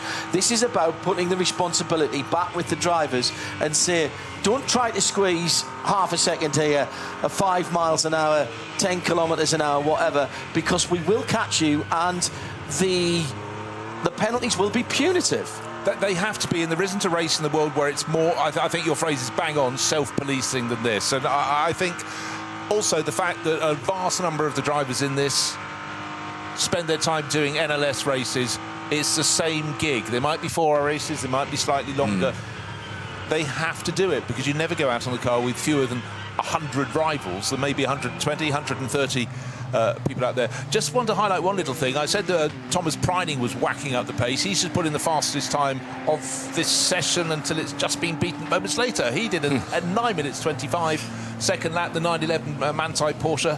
And Kelvin van Linde, Rover Racing BMW, 9 minutes 19. I thought we'd get down to 9 minutes 20. We've gone beneath it. So that number one Rover Racing BMW, last year's winning car, won the third win for Kelvin van der Linde. He has his finger on the pulse. But this session is far more than about just quick times. As we were saying, John, that other than the very top classes, for everyone else, this is their second qualifying session. But the primary job isn't qualifying. The primary job is getting all the drivers through the sequence of dry-ish in the day, damp in the day, hail, whatever, and then moving into darkness and having the same sort of combinations. You're listening and watching us live from the Nürburgring Nordschleife. It is the 54th running of the ADAC Ravenol 24 Hours of the Nürburgring. Peter Snowden, Bruce Jones and me, John Hindhaugh, in the Global Broadcast Centre. At RSL_studio, use the hashtag RSLN24. Hello to our colleague Sarah Esser, who's tuned in. Not sure what part of the world Sarah is in at the moment. She's somewhat peripatetic in her broadcasting and tends to be all over the place. So Sarah, thank you for joining us. We'll see you soon and hear your voice on the airwaves of Radio Show Limited. We've got a very busy time running up to Le Mans, as you might imagine. It was first round of the World Endurance Championship last weekend.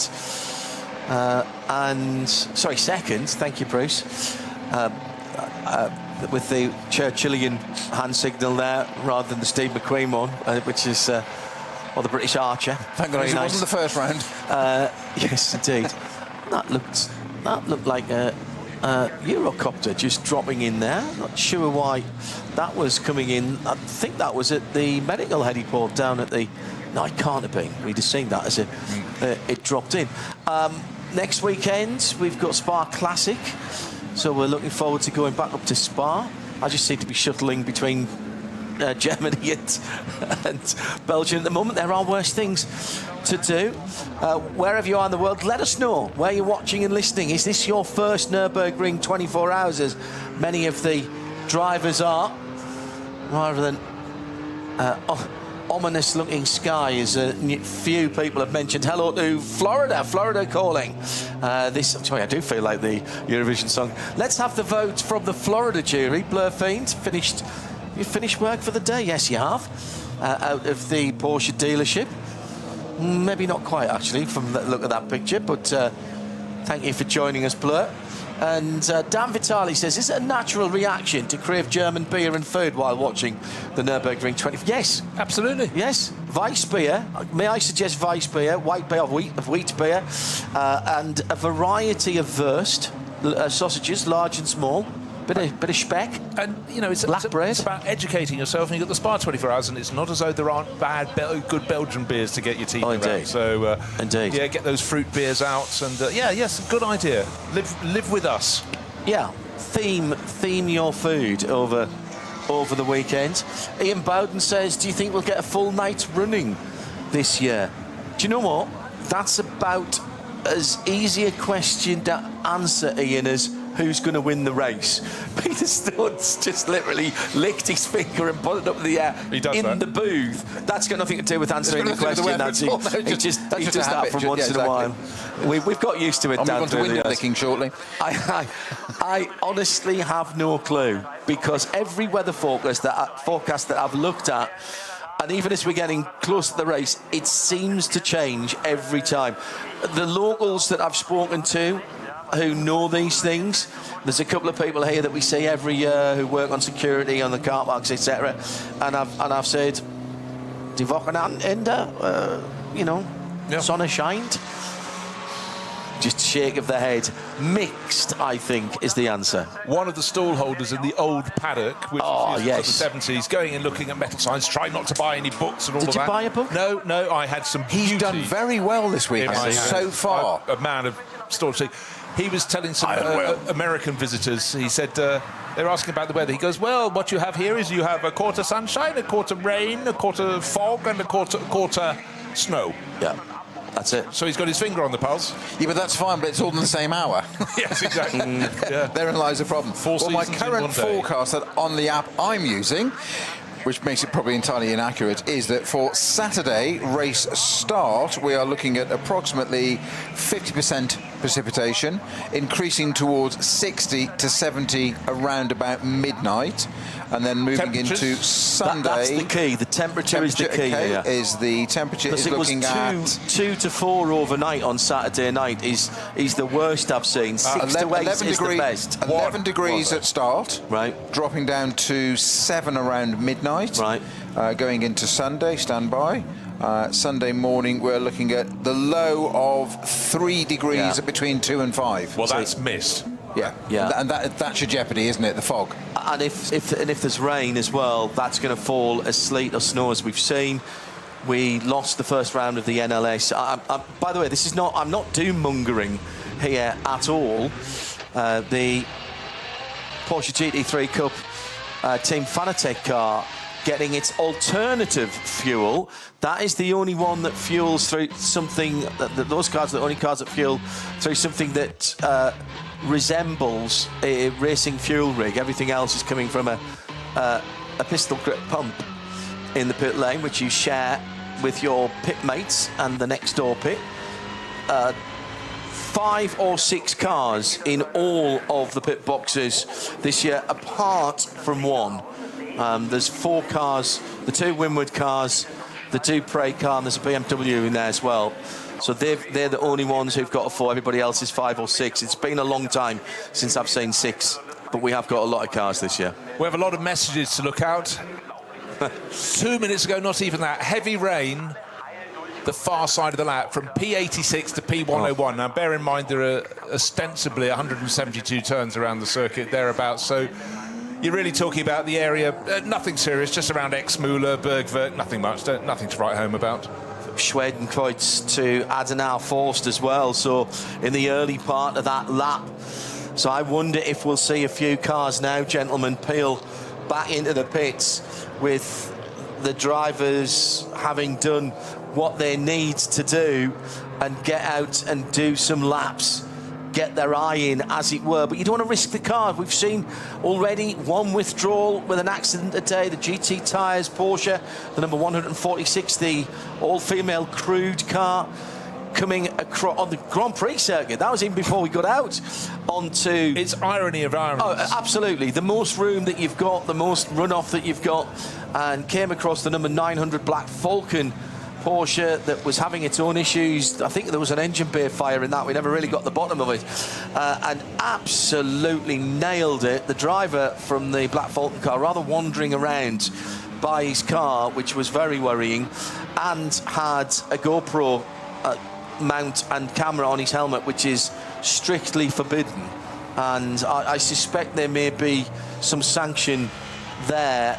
Talked to the GT team, and the stewards are not putting any blame whatsoever on their driver, and that's official. But their car is out, and the number 900 car, Rennie de Boer, thank you, Rennie, for delving into this, speaking to the team manager. They have sought permission and been granted permission to replace that car. Effectively, that will be a different car, a new chassis to that car.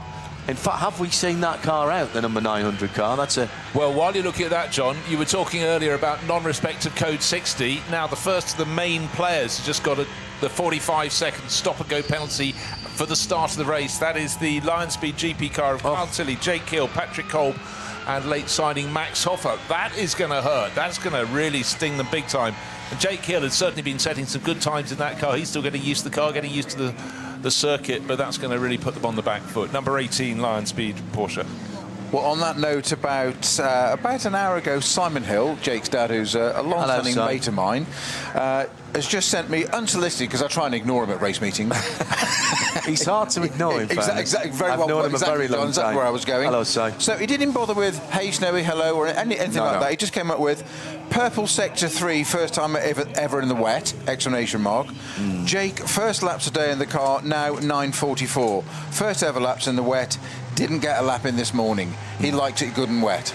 There you go. 50% of Jake Hill's victories in British touring cars, of which he was champion, a couple of seasons ago, 50% of his victories were in the wet. Look, the lad can drive in the wet. There's I can expand on that. He does a lot of historic racing where it always feels as though it's wet because you've got no grip, but he's brilliant. That's a very good point. And when it is wet in historic cars, it feels like driving on glass. Yes. That I can promise you. Or the grass. Mirrors. Yeah. Peter Snowden speaking from bitter experience there. I think the 900 car must have gone out. I actually can't find it, but all 161 cars are listed, and it's not one that's greyed out. Yeah, well, they did say it was going to come out in this session. Yeah. I'm also squinting at my screen. We've got 161 cars that came out, which is one more than we had in first qualifying this afternoon. The Hoffa Racing GT3 Cup car, the 908, that hasn't come out. We know about the GT car. We haven't seen also the HRT Ford Racing Mustang. That car, in the hands of Chris Meese earlier on today, did an 8:56, and then certain parts of the fluids became external when they should have been internal. Liberated, right. So they've gone back down. They're actually just based at Moispath. So they're doing an engine swap on that car even as we speak. They must have found something else they don't like on that car, because I thought that car would have been back by now. Yeah, well, of course, if they're running in the SP9 class, their main business is tomorrow for the 3 qualified sessions. Right, I found number 900. Well done. It's halfway down the list. It's in 85th position out of 161 runners. And Benja Hites, the driver from Santiago in Chile, is at the wheel of that Black Falcon Cup 2 class car. It's 10th in class, picking up the pace. But like a lot of people, having lost track time, even more so for them than anyone else, they've just got to go and get the drivers running through the cycle. Yeah, they are 27 seconds slower than they were this morning, which actually is not bad. Is very good indeed, or this afternoon, should I say, in the first session. It is still the times from earlier today that are holding sway, but we are beginning to get down into the low 9 minutes. The Rover Racing number 1 car, the BMW, Augusto Farfus now behind the wheel. That's done a 9:19, and there's a couple of other lowish 9 minutes. I saw 9:25 recently. That was the Grello car. Not sure whether that was Matt Campbell's time in that 9:25, but for a moment it looked like the weather was getting better, and then of course it isn't, because that's the Nürburgring Nordschleife. Yeah, but what the drivers, you might be standing around for 15 minutes waiting to be the next person into the car, because, of course, the lap time at the moment, a good lap time, anything good is under 10 minutes, but for the lower class cars, a good lap is under 15 minutes, so you're waiting to be the next one in. You don't know what the conditions are going to be. There might suddenly be a flurry. We just had that one on the start straight, 10 minutes ago, 15 minutes ago as you came in? That has now cleared. So it's a moving stage, but it's about cycling the drivers through. Fastest lap in session is still 9 minutes 19.884 seconds to be precise, but the driver who set that, Kelvin van der Linde, 3-time winner of this event, he's out. Augusto Farfus is in the car, cycling as they go. We've got, an hour and 40 minutes remaining.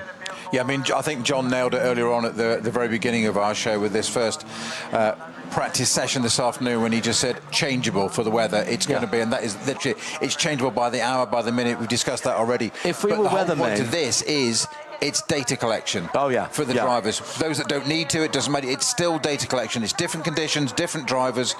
It's track, it's ambient, it's night, it's raining, it's traffic, and don't forget traffic. It's our colleague Joe Bradley often refers to sports car racing as a high-speed game of chess, and it's a great description because it moves, and just when you think you've got an advantage to understand something, it's a movable feast. And those cars that are driving at a certain pace, and you see them so many times, you think you lap it, you think there's 4 of them in the race because you lap them so frequently, such as the speed differential, they will suddenly find they've got a different disadvantage, or maybe they've got an advantage, so suddenly they want to do different things, and you've got to work out when you come up behind them where they're going to brake and where they're going to turn in, because they've got as much right to be on the track as anybody else, and it is the faster car's responsibility to get around the slower car always.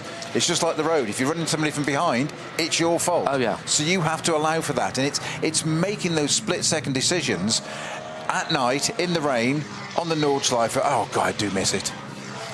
You can tell, mate. It's funny, Joe was saying he never wants to get there. He didn't say never again, but he was saying very happy in the commentary box. But also the point, in an event like this, you've still got drivers coming in who haven't a lot of experience. They might have done NLS racing, they might not have done it in the dark. Yeah. So you've got to assess. You go, OK, that's a Cup 3 Porsche Cayman. That should be this sort of pace, but within that class, you could have a splay, particularly in the wet, of 20 seconds in terms of lap pace. Bruce, and don't forget, it's relatively recently that the qualifying weekend has included a later race start. Absolutely. So that anybody could get a bit of darkness running.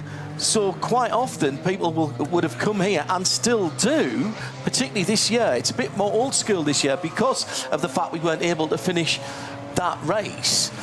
It is... You know, these are the first laps that people will have done in the dark. And it is, like I said, it's properly dark. This isn't Daytona dark. It's not even Dubai dark, which is pretty dark. It's not even Sebring dark, which is pretty dark on the far side. This is something else. It's like the old Le Mans here, where somebody brilliantly, before the chicanes were put in, so before 1991 was the chicanes? Le Mans, within a year or so. 1990. Yes. 89, sorry, 89. 1990. 89 was the last year without them. Really? Has that clarified it? Yeah, 89. Yeah, okay. Yeah. Somebody once described to me in that, so 89 was my first year working at Le Mans, and so somebody said it was so dark, it was like being thrown down a mine shaft pointing a torch downwards. That was what the Mulsanne was like, and that's what it's like here.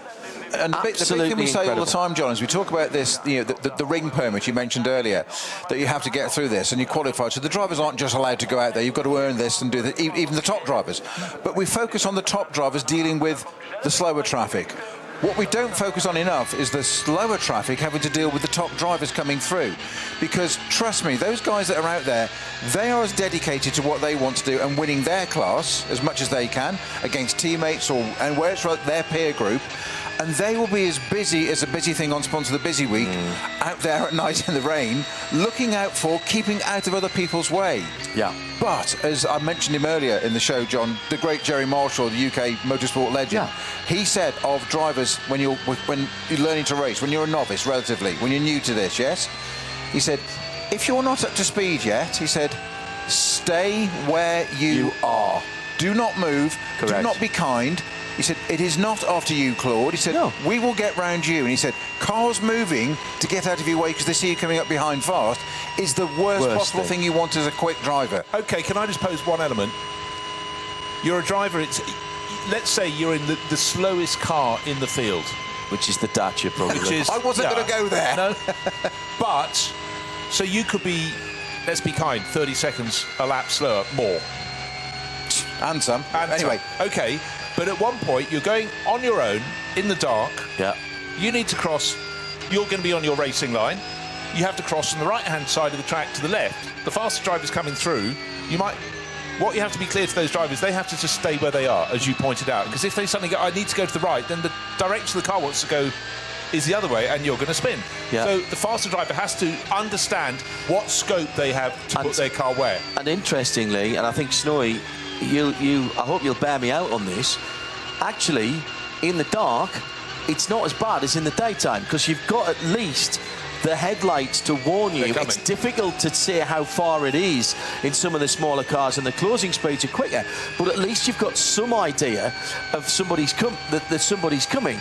In the daytime, it's like riding a motorcycle. You check over your shoulder, you check over your shoulder again, you check over your shoulder again, and then you turn in and you've still got a GT3 car right alongside your door panel because the speed differential, you know, round some of these corners, the GT3 cars have got so much more downforce, so much more even mechanical grip, that they are turning in at speeds that are unimaginable for what is a fairly unmodified Cayman or that Audi S3 we're talking about, the Dupre driven by human beings, who are driven by human beings, not aliens. Not always.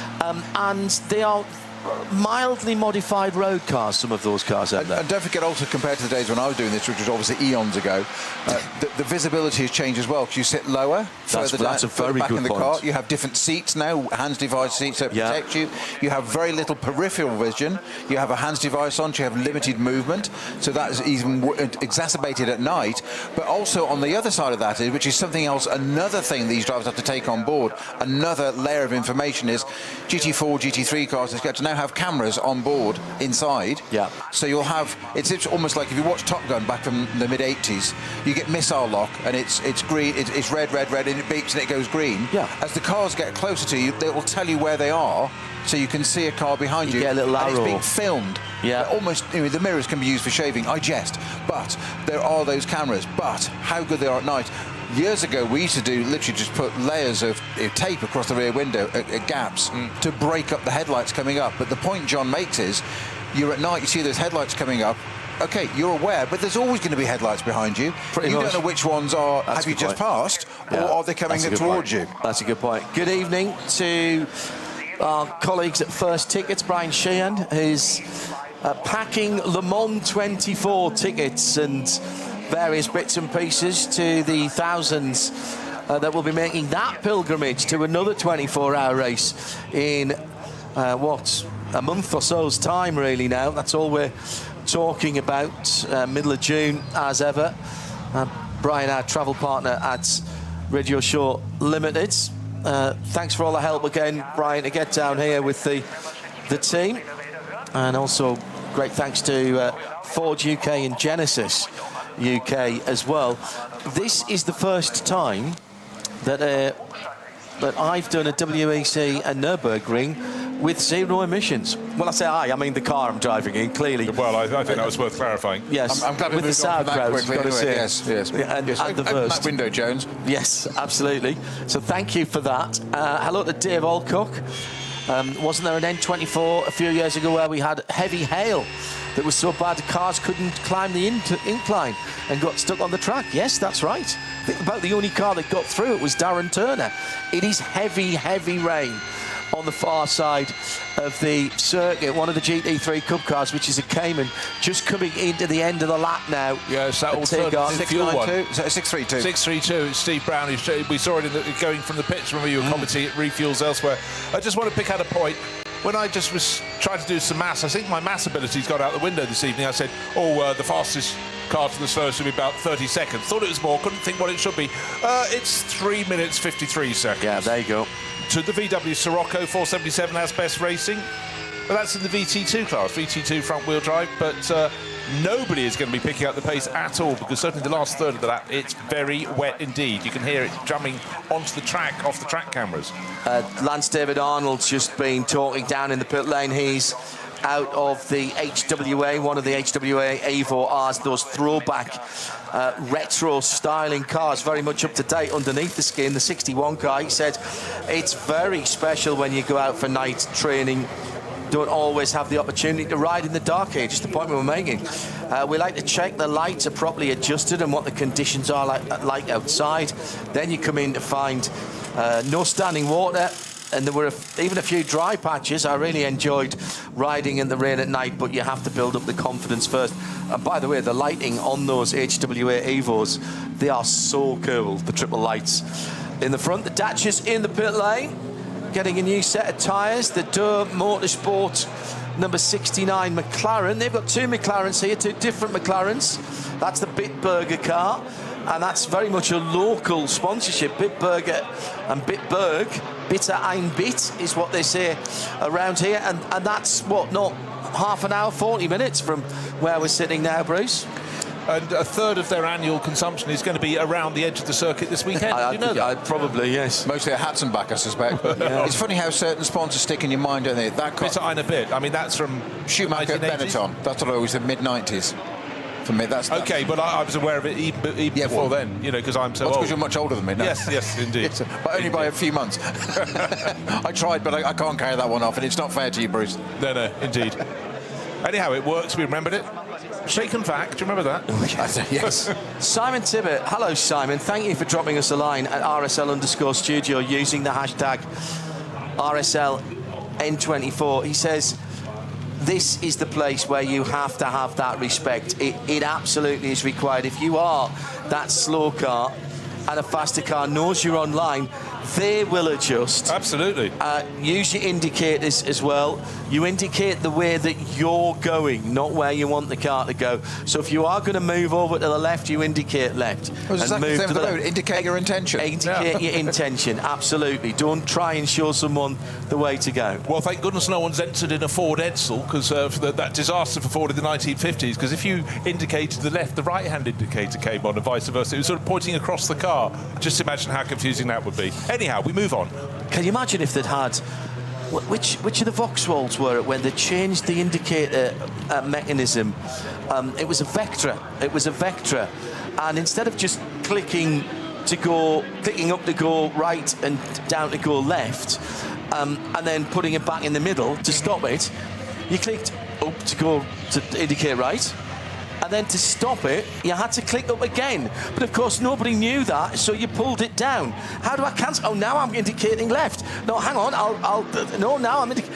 And for such a long time, when they first came out, you were following the road with people's indicators going from one side. They must have been sponsored by warranty claims and insurance companies. Yeah. Another of those... reinvent the wheel. Yeah, another idea that was never copied. Yeah, right, really heavy rain in the pit lane now. It's suddenly, in the last 2 or 3 minutes, it approached this part of the track. Again, it's one of the two highest points on the circuit. The other being, the highest point is Her Acht. And in fact, we had some fantastic shots, John and Snowy, before we came into the booth. The higher points on the circuit with the clouds hanging below the trees that were below those points of the circuit. Yeah. So when it comes tomorrow, some of the lower parts of the circuit have an awful lot of mist their way. In the pit lane, the Mühlner Motorsports H&R sponsored number 123 Porsche. That is a GT3 R992 Evo 26, so that's a brand new car. That's the Martin Rum, Ben Benagel and Alex Brundle car. Alex added to that car, I mean, like 24 hours ago or something. It was just before we left home, and I left home on this week, Wednesday afternoon. Okay. Yeah. No, it came in and then they didn't release an updated list until the last 24 hours. Alex was going to do the pit walk with me for Midweek Motorsport on Wednesday, and quite late he said, I can't do that, and now we know why, so I'm not holding it against you, Alex. I have to say that Alex, a class winner here for Aston Martin with Jamie Chadwick and Peter Kate. Alex has done a lot of races here because he's done one with Martin in the past, if not more. But, you know, for him, this is the big stage. This is SP9, and it was a car that, you know, it's interesting that you get a car so late on that's running in the top class, only 2 drivers down. But, you know, when people look at those gaps, they go, right, what can we do to make it happen? And because also Alex has raced quite a lot with Mühlner Motorsport over the years in other categories. You know, he's an obvious fit. You want someone you know, you trust. And right now, he'll be going, why did I jump at it? Look at the rain. It's torrential. Matt Campbell's Manthey 911 is the engine that you can hear behind us at the moment, and he's heading up towards the top of the hill at, where is that? I thought he was going up towards the Schwedenkreuz area, but I'm not entirely sure now. If he turns right in a moment or two into the foxhole, I was right. If not, I've got no clue where he is. I it's think so you're dark. right. No, Schwedenkreuz. Yeah. Really? Yep. Wow. Yeah, but it feels like it because it's one of the few points on going the slowly circuit with as well. no tents, no campsites around there. Lovely little twitch there. That was in a straight line. You heard the engine rev up there for Matt Campbell, the flat six, 4.92 litre. Listen how low the revs are. Yeah. Using the torque there. The TC's turned right up, probably at this point, as is the ABS, as much as those drivers like to do it. But listen how low the revs are. Well, that's how long it's taken him to get to the top of the foxhole. And listen to the That's why I wasn't recognising it, because he was going so slowly. Good heavens! Now coming down the foxhole, Fuchsrue. Slight front end twitch there. It's if you're at the absolute edge of aquaplaning there. Right, we said that a lot of teams need to rotate their drivers through all of this. I think for a moment they might just back them off a little bit, because this is potential disaster. I'm on the radio now saying, come in. Get back to the what he's pits and doing. come in. That's exactly what he's doing, but he's trying to do it really carefully. But he's on wet. He's obviously on wet tyres. The rain is bouncing off the track now. It's when did it start raining up here? Not even 10 minutes ago. So your biggest danger now is standing water all of a sudden. Correct. Yeah. And he's going slowly, so he's not getting the benefit of any downforce. This is pure mechanical grip. This is relying.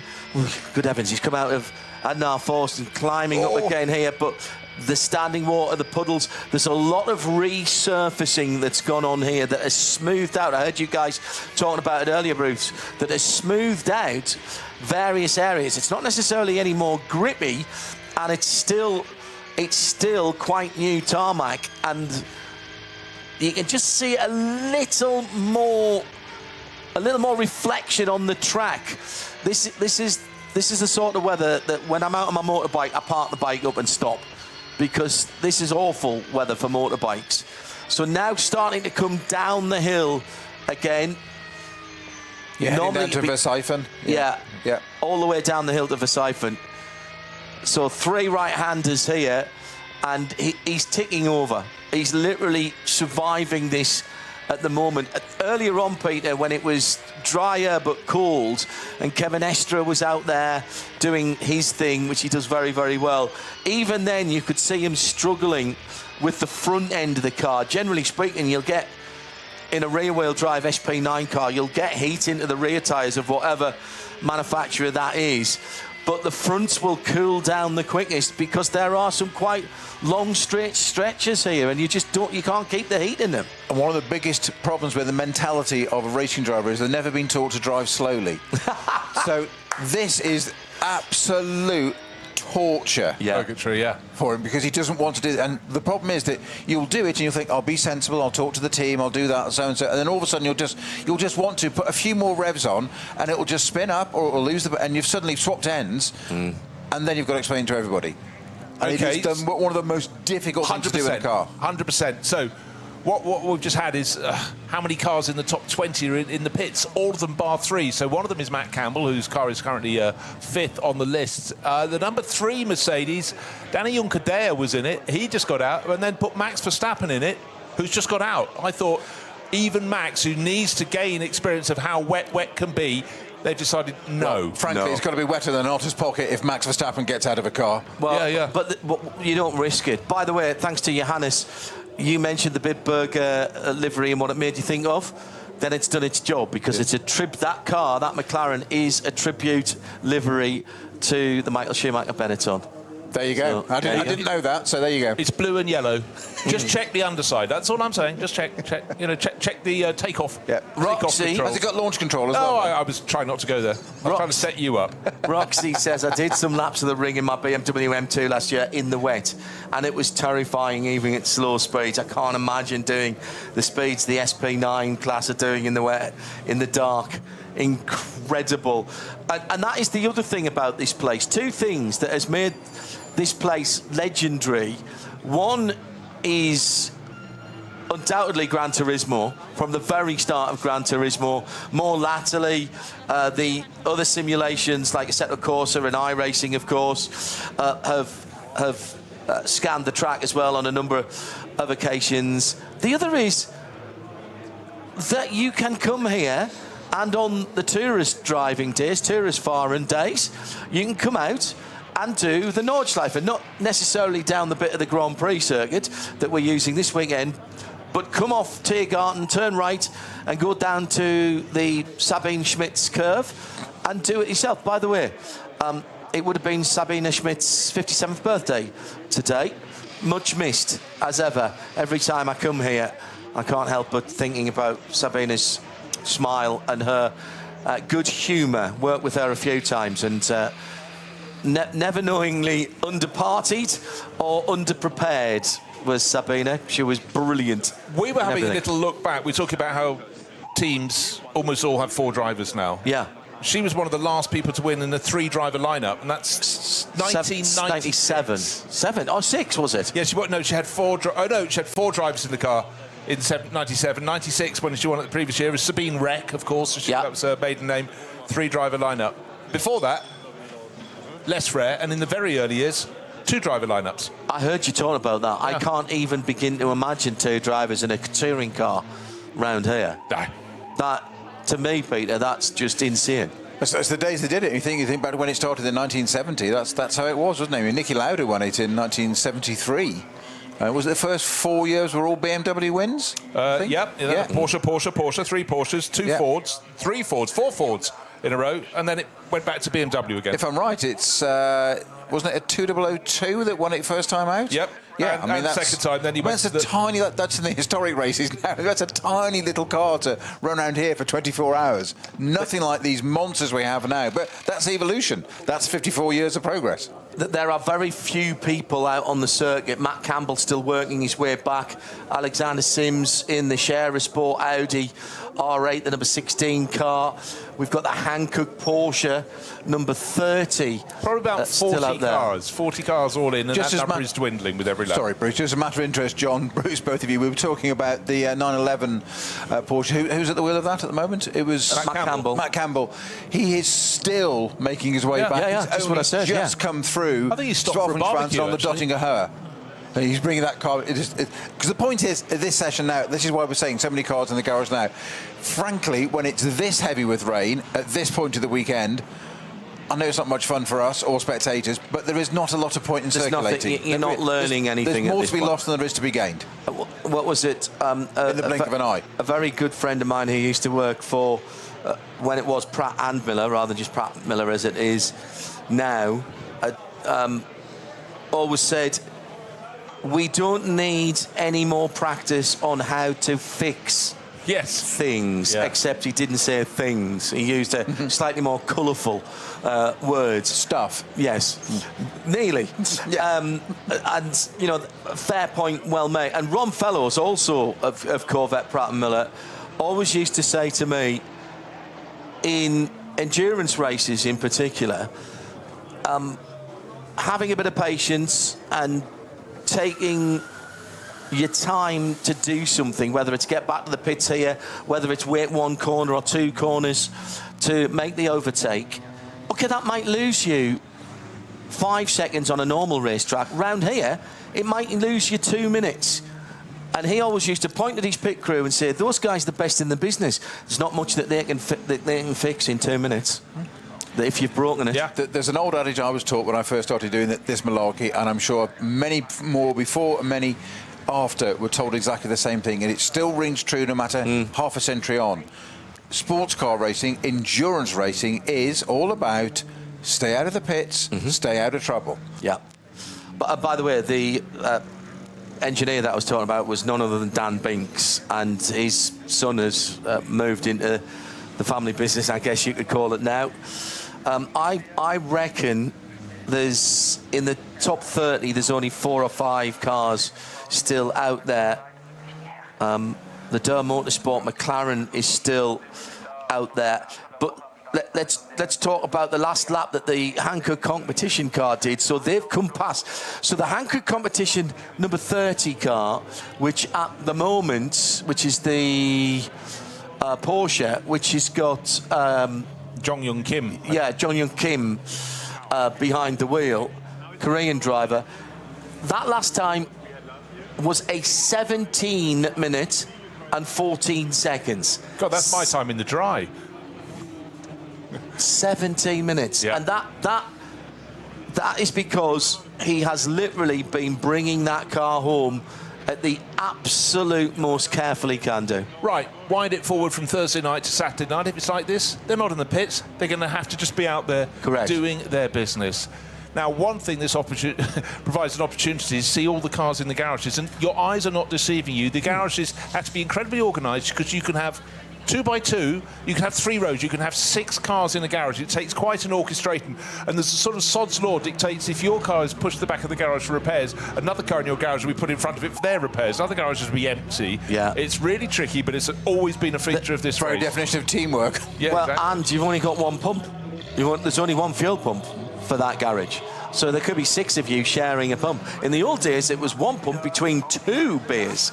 They've updated it since then. We've got another one of the fancied cars who's we're going to have a really busy pit lane at the end of the first racing lap on Saturday, because the latest car to be pinged for being over the speed limit and therefore taking a 30-second stop and hold at the start of the race is the number 55 Dynamic GT car.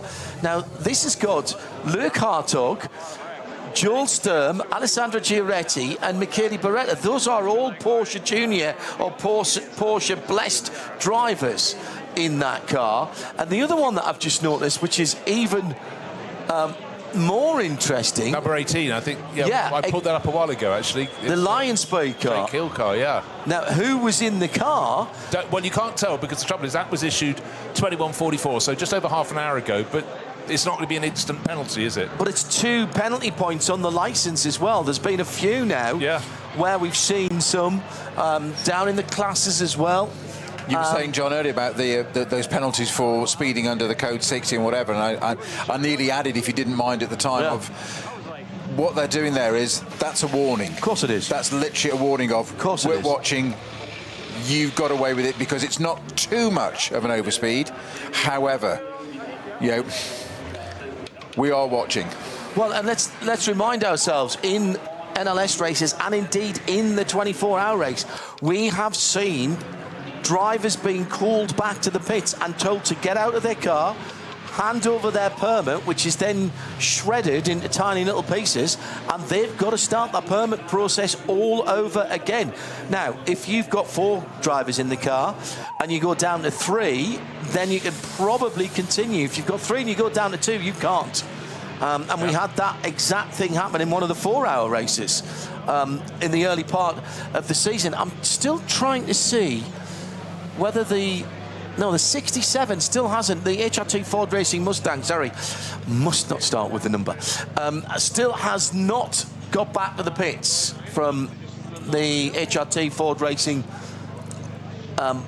base, which is just up the road at Mice Path. And if you are just joining us, other cars you will not, another car that you'll not see for the rest of this weekend is the GT Racing number 146 Porsche. That was involved in an incident earlier on today, not of their making, but that car's been withdrawn. And that was an incident with the number 900 Black Falcon Porsche, which has been, effectively the car's been replaced. It's still wearing the 900, but it is not the car that it was this morning.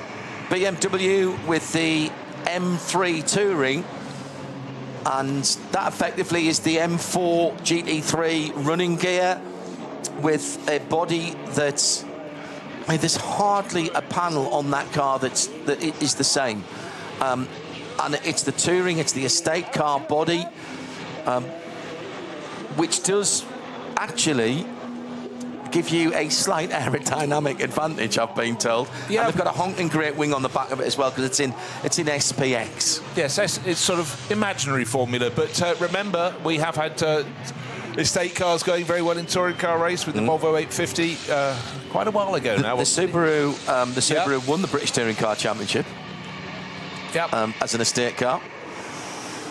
I'm still going back to the Peugeot 806 Super Touring, which was the one-box MPV, which had the Super Touring, so it would have been the 4 or 6 underpinnings maybe of the Super Tourer, and with the boxy body on, it did the Spa 24, and it was up for sale 2 or 3 years ago, maybe a little bit more than that now. I remember talking about it here, about how much fun this race would be. They would find a class for that in this race. Yeah, I mean, it's always been a nature of something they do, and Creventic, famous also for creating classes, so people can go racing as well in the 24H series. But this really is such a melting pot, and I love some of the liveries. Just a short while ago, looking at a car that could only come from Texas in terms of its livery. It's running in SP10. It's a BMW M4 GT4, draped like the tricolour flag of Texas. Judson Holt, Dave Ogburn, Denny Stripling and Charles Russell Turner out waving the stars and stripes this weekend, but more than that, waving the flag for Texas. Great to have them on board. Just getting some news in, actually. Matt Campbell was out there competing his mandatory laps. However, hearing from Porsche that the Australian right now is only a reserve driver. Well, he was a very late entry. Yeah. So if everything stays the same, he will not drive in the race. Okay. So he's there, but he still has to complete his mandatory laps. Of course, that's the thing. The Falcon Porsche number 44 is the one that has completed the most laps. They've done 18 at the moment. And here's a great quote from Patrick Niederhauser in the Lamborghini Huracan, the number 84, the Red Bull Racing car. He said, in the heavy rain, we actually were out on intermediate tyres, which worked relatively well for most of the track. But when I arrived at Schwedenkreuz, I was doing 40 kilometres an hour and still aquaplaning. That was a bit hairy for a moment, says Patrick, master of understatement. But generally, I'm happy with the car in the rain. We weren't quite as competitive as we would have liked, but otherwise, we're on the right track and well prepared.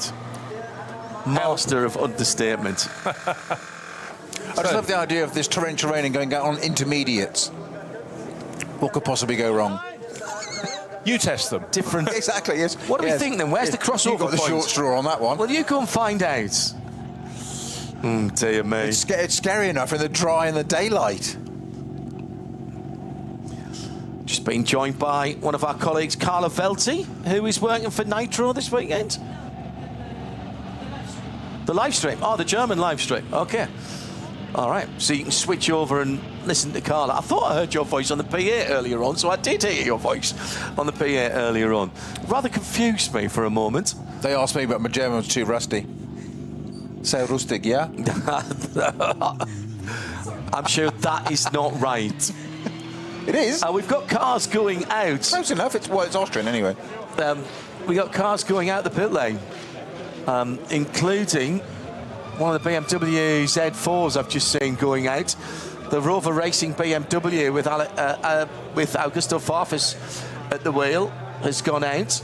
The Gurorian RT car collection Porsche, the number 4 car, in 17th position, has gone out. That's Alex Fontana, the Swiss driver, well, the Swiss licensed driver, has gone out. They might just be going round, because my late mother-in-law was Swiss. I am now contractually obliged to say Hop Swiss. He's also half Greek, and I was brought up in Greece, so I'll say Yasu. Yasu.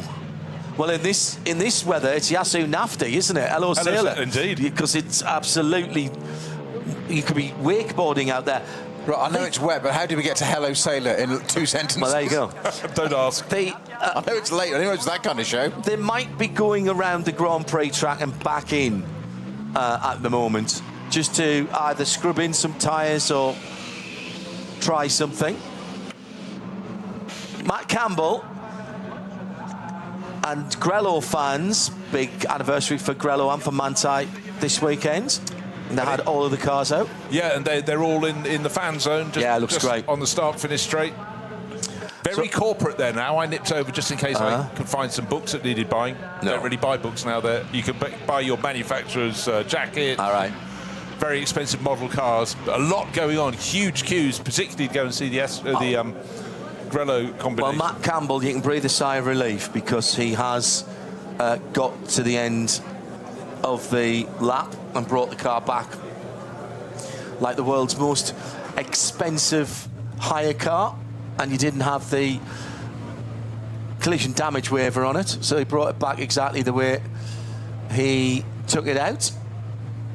Team will be happy with that.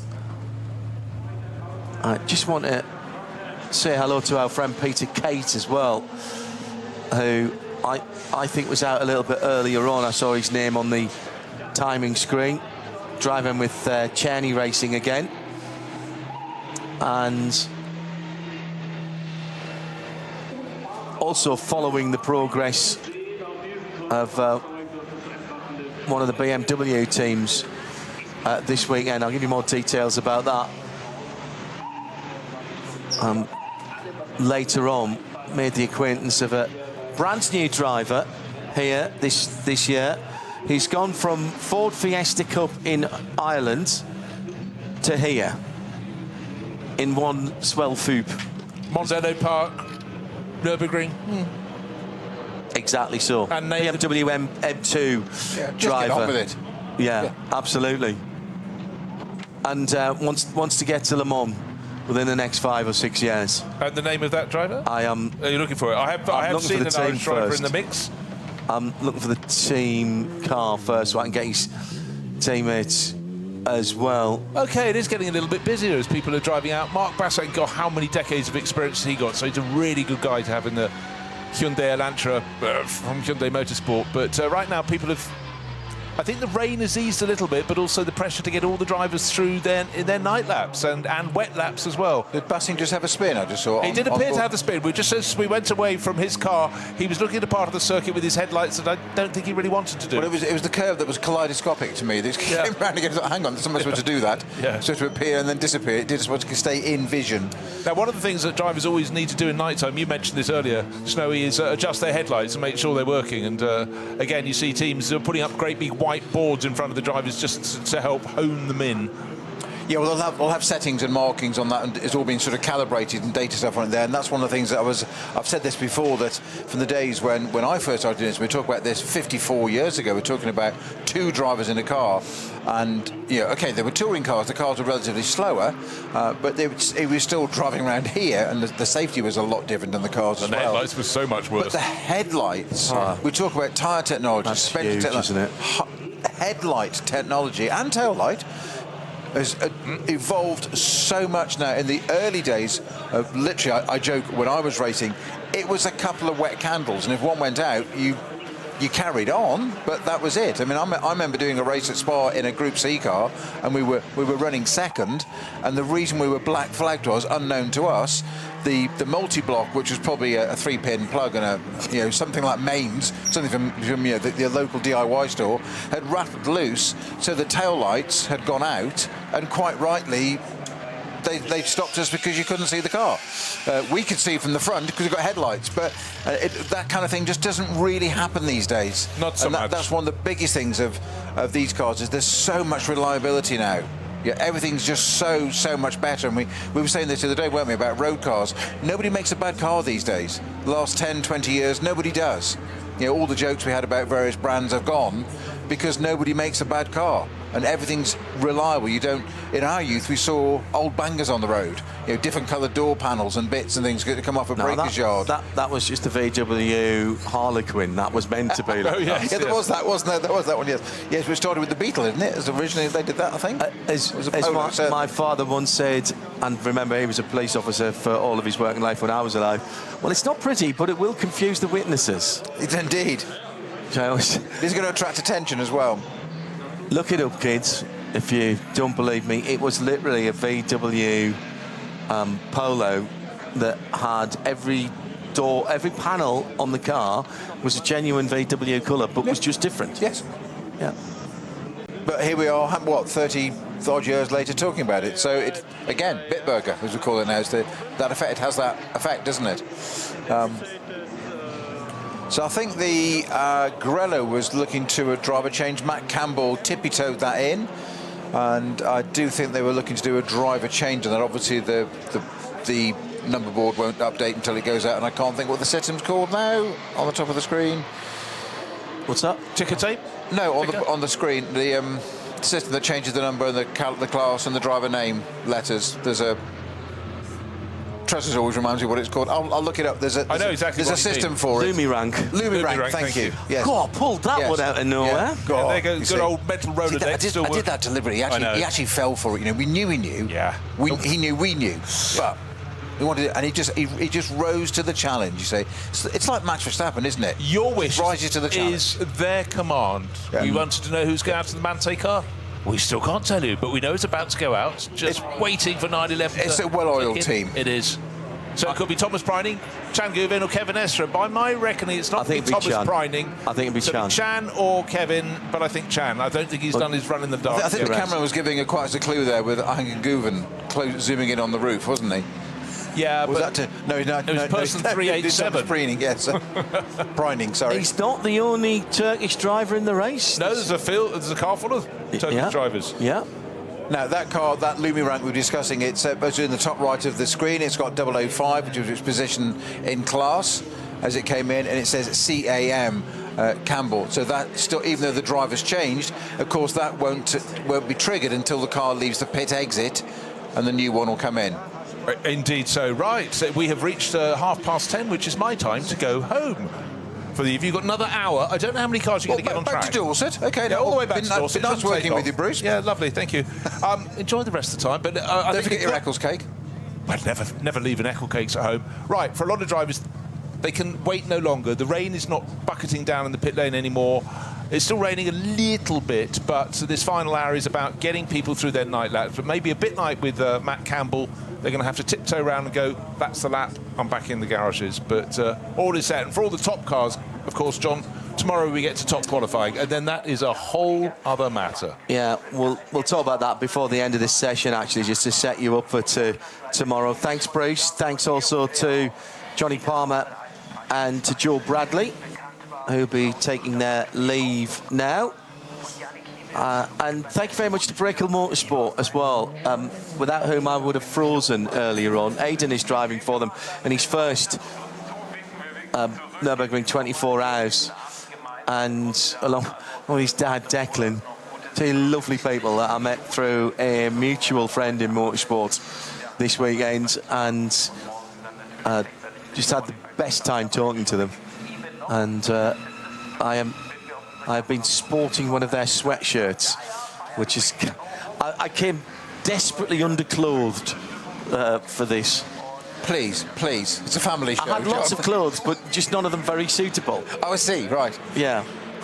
In that, I think I only have one long sleeve. Well done. I have one long sleeved shirt. The rest is one sleeve top. The rest is t-shirt. And I didn't bring an outside jacket. And in time-honoured tradition, just before joining a broadcast, Johnny Palmer disappeared under the desk. Yeah. He does this every time.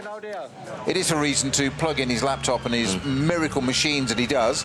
But it is always slightly alarming that he squirrels away under the desk. Hello, Johnny. He's off now. I know you can't reply right now, but... He's off. He'll get you back tomorrow.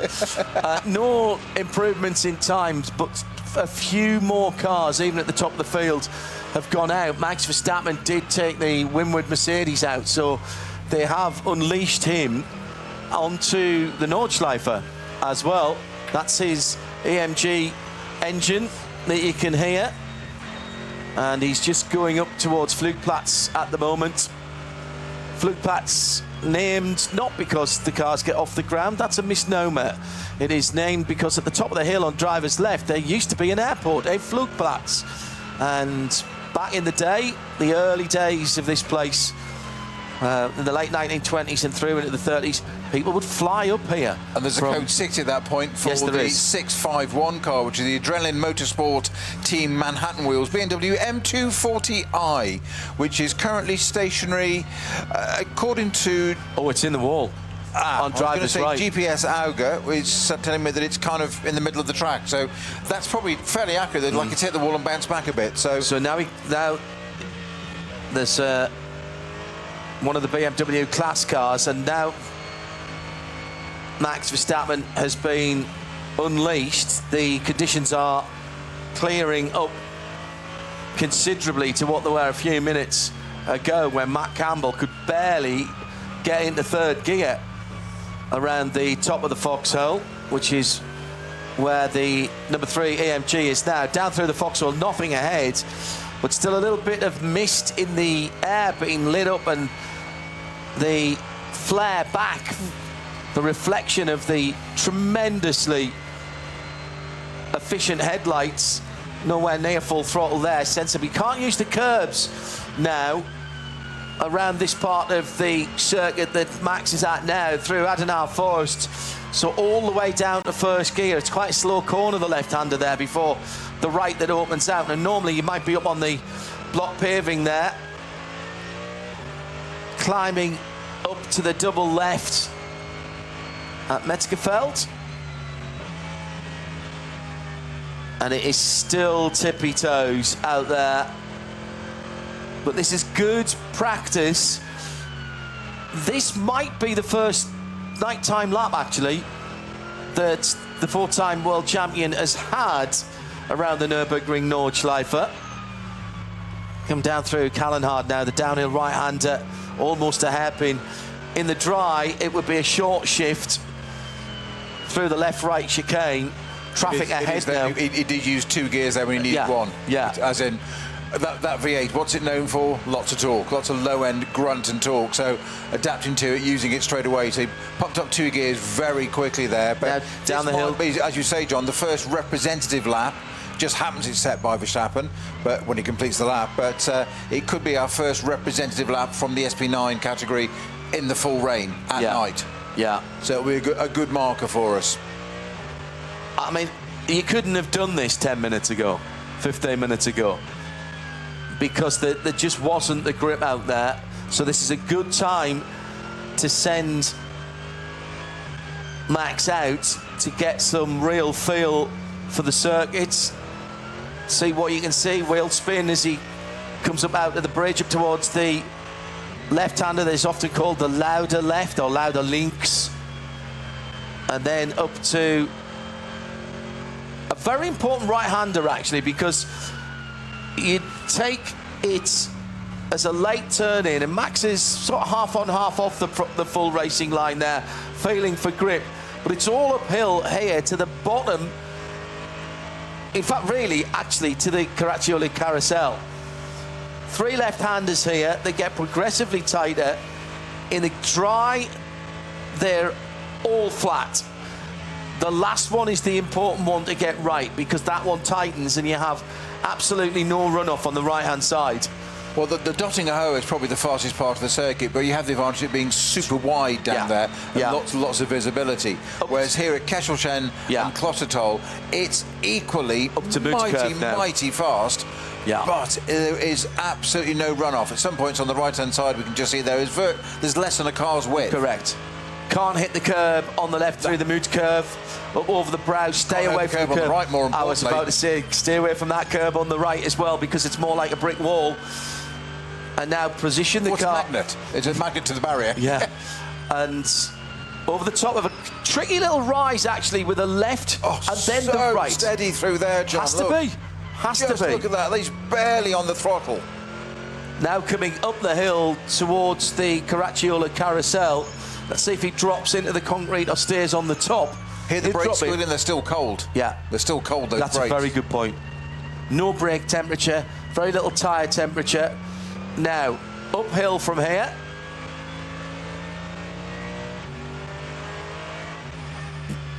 Just a dab of throttle and then off again, because he's got no heat in the front tyres here.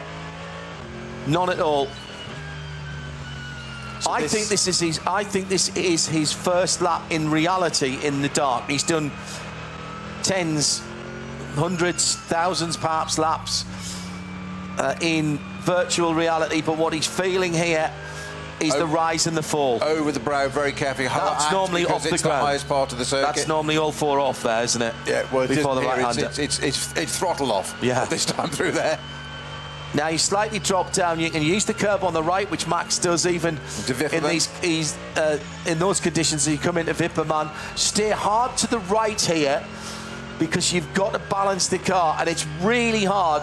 If you get offline here and miss the apex on the left-hander coming down into Brünchen, then you're just going to understeer off to the right-hand side, because the the camber of the road doesn't hold you through. Brunchen, sometimes called YouTube Corner. So many people gather there, and there's masses of campers there. You can run up onto the block paving on the left-hand side if you need to. Well, it drops over a brow and an adverse camber, so the people go in there, as ever, on the tourist laps way too fast and spend a load of money on the small print they didn't read about repairing the barriers. Didn't mind repairing their car. Yeah.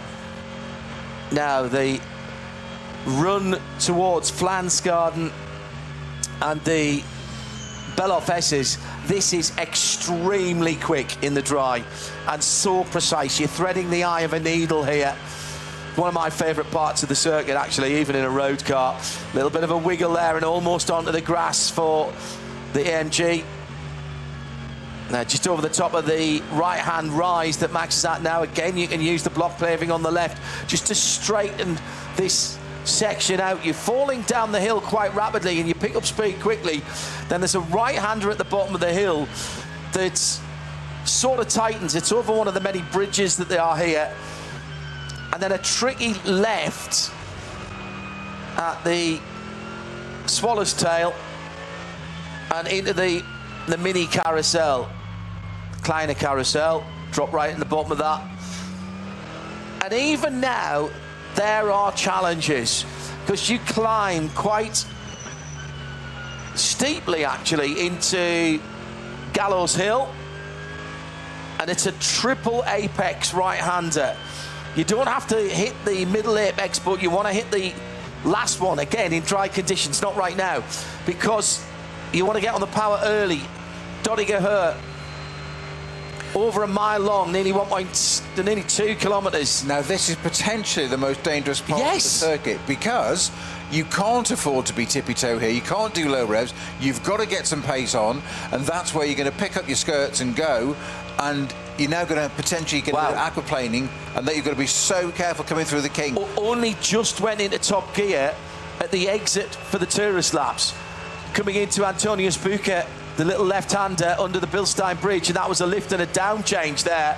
Now that, in the dry, in a road car, is flat out. You just look through the corner. Doing 240k down there at the moment. So he's not hanging about, but that looked pedestrian through there. Really early on the brakes into the Tiergarten, it's so tricky. And again, squeaky brakes as Peter Snowden. Yeah, down to 120k for Tiergarten. Yeah. Onto the start-finish straight. And that car's best lap tonight is a 9:34. That was 1 hour, 8 minutes and 5 seconds.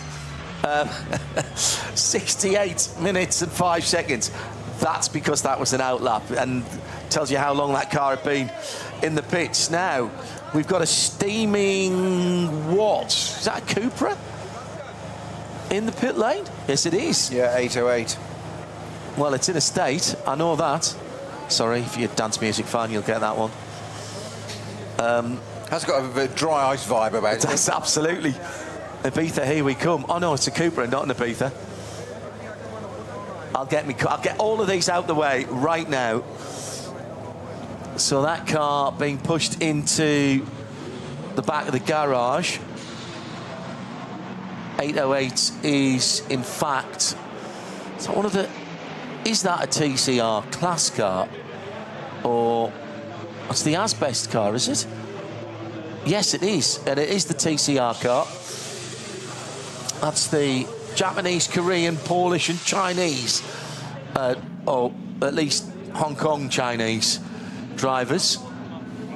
And that is in SP3T.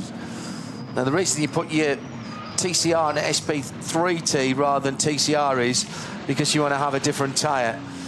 The top classes here are open tyre, but some of the classes are mandated a particular tyre. Actually, you know what? Before things hot up, let's have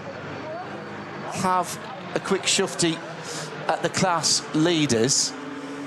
And I'll do it as Joe did in reverse order. SP3 is the BMW number 277 in 157th position. The BMW 325 CI category is the 152 car that leads its class in 159th position. We then go to, scrolling down, the BMW 325i class leader, the number 100. That's in 126th position. And Toyota Gazoo rookie GR Yaris leads the SP2T, the 109 car leading its class. The V5 categories are Cayman, the number 440, no team name there. And SP3T is Max Kreuzer Racing in the GTI Club Sport 24. I watched some onboard of that earlier on. That car was quick, but I'm going to have to check that. I think that might be with being the Club Sport. Is that an all-wheel drive car, Peter? The GTI Club Sport 24. I didn't think we had any all-wheel drive cars in this event. Other than the Audi Quattro. The Other S3. than the Audi Quattro. Yeah, the Dupree car. Anyway, that car is the Max Kreuzer Racing car, the SP3T. It's in 115th place, leads its class, and that's number 10 car. Next class leader, as I'm coming up, is the VT2 Hecker, which means rear drive car, and that's the Ravenol Japan Toyota GR Supra, number 519.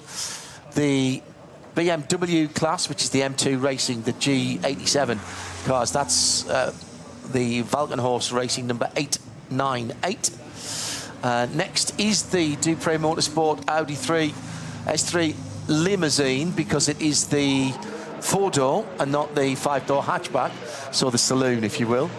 It's a Dupree Motorsport car, VT2 front-wheel drive, the number 480 in 99th position. Then it is the Adrenaline Motorsport BMW 240i class leader, the 195 in 94th position. The Porsche Cayman S is the V6 leader. That's number 448, and that is in 87th position. There are over 20 classes here, by the way.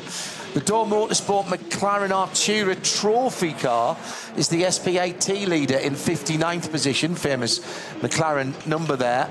The Reiter Engineering Porsche 911 GT3 Cup SP7 leader, the number 91 car, is in 65th position.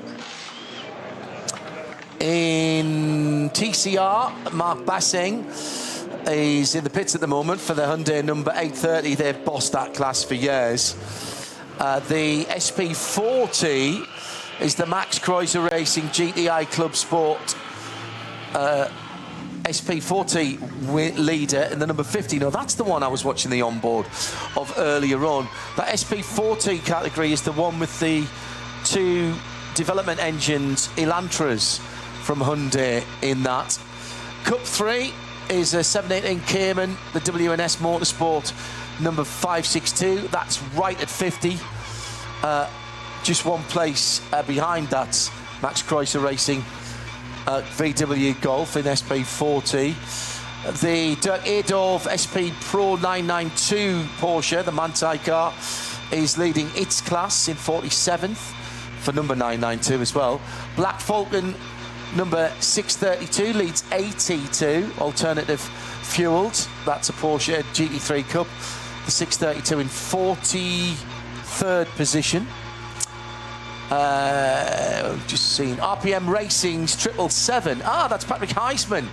And that is the Tracy Krohn car as well, the RPM Racing run machine. They are in 31st position and leading the Porsche GT3 Cup car for 992 Cup class cars. 992.1, I suppose we have to say now. There's none of the new cars here.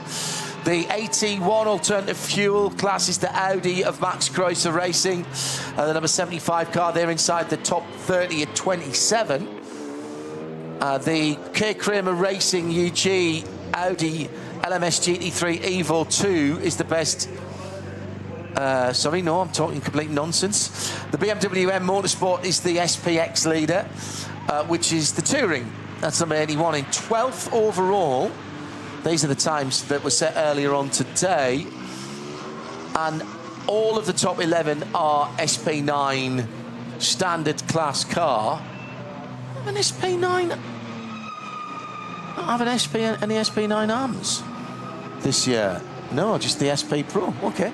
And the top runner in SP9 is the overall leader and the times, with the 8:14 that was set earlier on today, some 3 seconds quicker for the Ravenol Windward Racing AMG GT3, the number 80 car. That was who set the time in that earlier on today, Peter? The fastest time In the in the Winwood 80. Fabian Schiller. Sorry. At RSL_studios, we've got a few more cars coming out. I think Max Verstappen came straight back into the pits after that. He did. Exploratory lap. I mean, it was a tremendous lap of 68 minutes, wasn't it? Yes. I mean, it's hugely impressive. Yeah. Very tongue-in-cheek. You've got me thinking here, John, and this is... He's done a lap. Listen, he's done a timed lap in the dark, in the wet. Yeah. Mission accomplished. Exactly. He brought the car back. As you'd expect of somebody of his level. As you said, Look at mission accomplished. Look at Matt Campbell's not even potentially racing this weekend. He tiptoed around in second and third gear to get that 911 back. And we are not criticising these drivers. They did what they had to do. What's the four-wheel drive car you think's in this? The Dupre S3 limousine. It's the VT. It's the. Which class is it in? The VT Hecker. VT Hecker's rear-wheel drive. They were moved 2 seasons ago out of the rear-wheel drive car class into the front-wheel drive class. And I think it's still the Quattro, the S3 Quattro. I would go down and ask them, but they're in the same garage as Max, so we're not allowed in there. None of the press are allowed. It's listed as front-wheel drive. Is it? VT2 front. Yes. It used to the be. Class? Yes. Okay. They put the all-wheel drive car in the front class, I think. I'm not doubting you. I'm just. Right, I'm going to look it up. Good journalism. It's the family have a fantastic history in racing, and they've been running cars here for years. It's Dupre, D-U-P-R-E-E, isn't it? Racing. And they have a little tuning company as well. So they've done all the work in-house. No, it's Dupre with an accent. It's Dupre with an accent, right.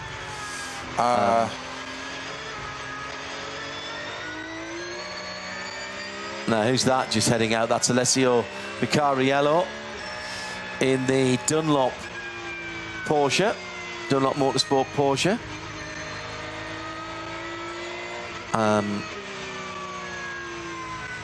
I think you're absolutely right, John, that it is entered in the VT2 front-wheel drive, but it also, that class can include rear-wheel drive. It got moved out of the rear drive class a couple of seasons ago because they were doing rather well. And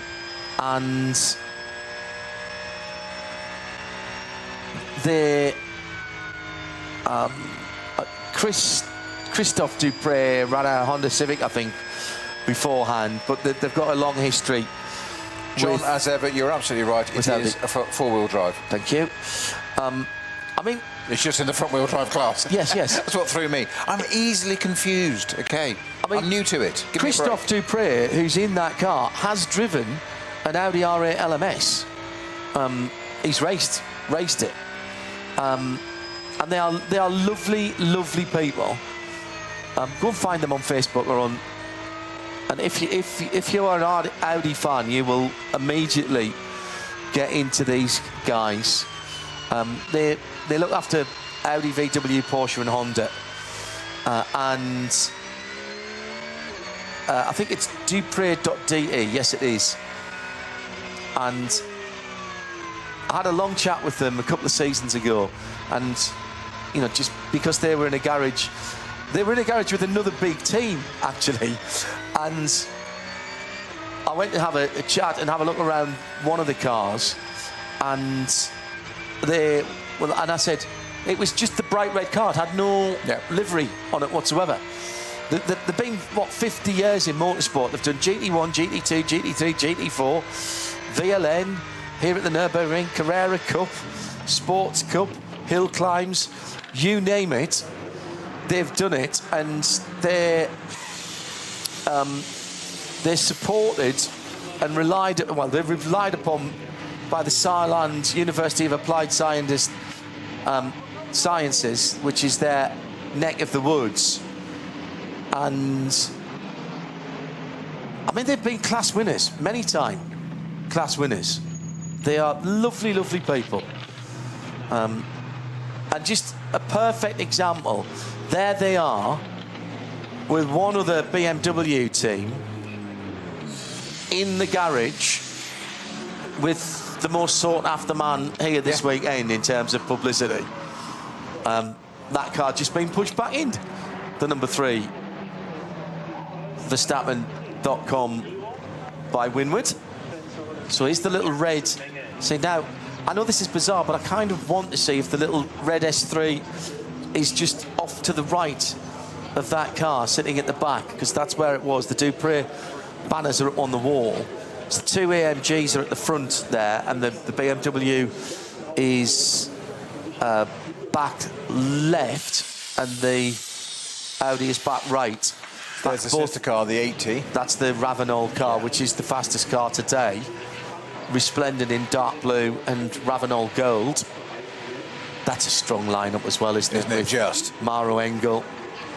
Engel, I mean, you could have an argument. Make an AMG Mercedes just talk. Well, you can have an argument about who is the best GT3 driver in the world, but Engel's in the conversation. He has to be in the conversation. I would certainly say he's the best Mercedes driver in the world. Do you think so? Yeah. I mean, he's got some stiff competition, even in that car. Actually, when you that team is, that is stacked, isn't it? So Lucas Stoltz, Fabi Schiller, and Max Martin. Max Martin in the rain round here, and sharing. I mean, Max knows how to pick good teammates. Let's be honest, because in the 3 car, he's got Daniel Hunkadea, Gilles Gounon, and Lucas Auer. And Gilles Gounon will give anybody in an AMG a good run for his money. I mean, those are those names that I've mentioned there, those 6 drivers. And then you've got Max Verstappen, who obviously isn't going to let you down. But those 6 drivers are in the conversation for best GT driver in the world right now. You made me laugh earlier or made me giggle to myself when you were talking about Jean-Marc Gounon, Jules' father, who was paid for a season of single-seater for him, then said, right, the rest of it, get into Carrera Cup, get into Porsche, get into, with the roof over your head and doors and whatever, and that's the road for you and the avenue for you. And boy, was that the right decision. But it made me giggle inside because I was very, very lucky in the dark mists of time to have him as a teammate, or I was his teammate one race at Monza in GT1 days, and he was absolutely mad as a balloon. Wonderful man. Oh yes. A crazy company, and tales I can tell you over that weekend. I cannot tell you on air. No. But nothing nefarious, but just so funny and just uber cool. And got in the car and just did the job, and outpsyched one of my teammates, Mr. Bobby Verdon Rowe. Ah, yes. And did it so beautifully, so nicely. It was such a neat thing to watch doing. I once described it as he just got inside his head and scratched around a bit. The Dunlop Porsche, the number 17 car, spotted without any headlights. So they'll be getting a slap on the wrist of that. And I'm sure they would have wanted them. Yes, indeed so. I think they've been already summoned, actually. Talking to Maro Engel, as I brought his name up, and I think it was what was it at? It was at might have been, it was the back end of last year when Max Verstappen was here in the Ferrari, and Maro was at the 24 Hours of Barcelona, and I was talking to him about, I see you everywhere, and he said, yeah, well, I'm not surprised. I'm doing 40 race weekends this year. 40 race weekends. That's no testing, nothing else. These guys live in the cars, and all right, I know in certain series you change your tyre manufacturer, GT3s around the world, running on all kinds of tyre manufacturers. Michelin in the IMSA series, Pirelli in SRO, Hankook, Goodyear in the ACO series, and. But cast your mind back, Peter, to when you were doing full seasons. Full seasons might have been, what, 6 or 7 endurance races, and these guys are doing 40 race weekends here? Yes, I mean, yes, but it depends on whether you did different series. And don't forget, those are 40 races across probably 3 to 4 championships. Not all of which are endurance, in fairness. Yeah, yes. so you can be doing, World Endurance Championship. You can be doing IMSA. You can 24H series. 24H series. You can be doing NLS. Intercontinental GT Challenge, this is a round of, etc. So yes, so you did in the GT days. You did have people that did British GT and then FIA GT. Yes. And of course, since 20 years ago of the advent of the FIA GT3 series. Just one thing I wanted to very quickly mention, John. We were talking about who might be best in the car, and as you say, we like Twitter comments, whatever. But I've just got a little message from somebody. I'm going to ask you. I'm going to put to you what I've just been told. Yeah. And we were talking about who is the best in a car, in the dry, and yeah. I'd say Max Martin in the dry. Right, interesting. It's come from Simon Strang. Just popped up with. Yeah. He said he was unbelievably fast in the old maid in 2018 when they should have won it. And he said Maxime is unbelievable. Full stop. Yes, he is. He is. Another one Good to hear from you, Strangy. Hi, Simon. The next generation of racing driver being coached by Simon at the moment. He's a young lad, actually ripping up the British karting scene at the moment. Not with one of the fancy teams, but doing great work. Keep your eyes open for the Strang name coming through. The reason I said R was because the Ford Mustang GT3, the Ford Racing Mustang GT3, number 67, has just gone out. Now, that is the car that's in the Army colours. And that is the Dennis Olsen, Fred Vervish, Frank Stipler. You know what? Frank might still be in the conversation. I know he's been around a long time. Dennis Olsen certainly would be. Vervish, yeah. Frederick Vervish been breaking records around here in that GT3 car for Porsche, taking on the Porsche records for Ford. He said, I think they set the fastest American car record in a Mark IV Ford GT, and then he took the GT3 out. Chris Meeks taking that car out. That was the car that's had its engine changed, so that's just gone back out. The Bundeswehr colours is the German Army colours on that car. One more thing to say. Yes. We know motorsport is a very small community. Oh, yeah. Very tight-knit, and we travel a little circus that goes to different places around the world. Travelling circus. Final message from Simon Strang. And I can show you this if you don't believe me. No. Just says, tell John I love him. There you go. So we'll just leave that there, shall we? Love you too, Strangy. Hello, Fred Alan. Vervish, as you say, back out in the Mustang. That's the number 67. Is it Fred that went out? Entry. Right, that's interesting. Okay. Just compare the engine note of this to a few minutes ago Verstappen's V8 Mercedes, and how different it is and the revs they're using. Well, first of all, it's a flat plane crank. Yeah. 5.4. I mean the revs they're using. Yeah, but he is revving it a lot more.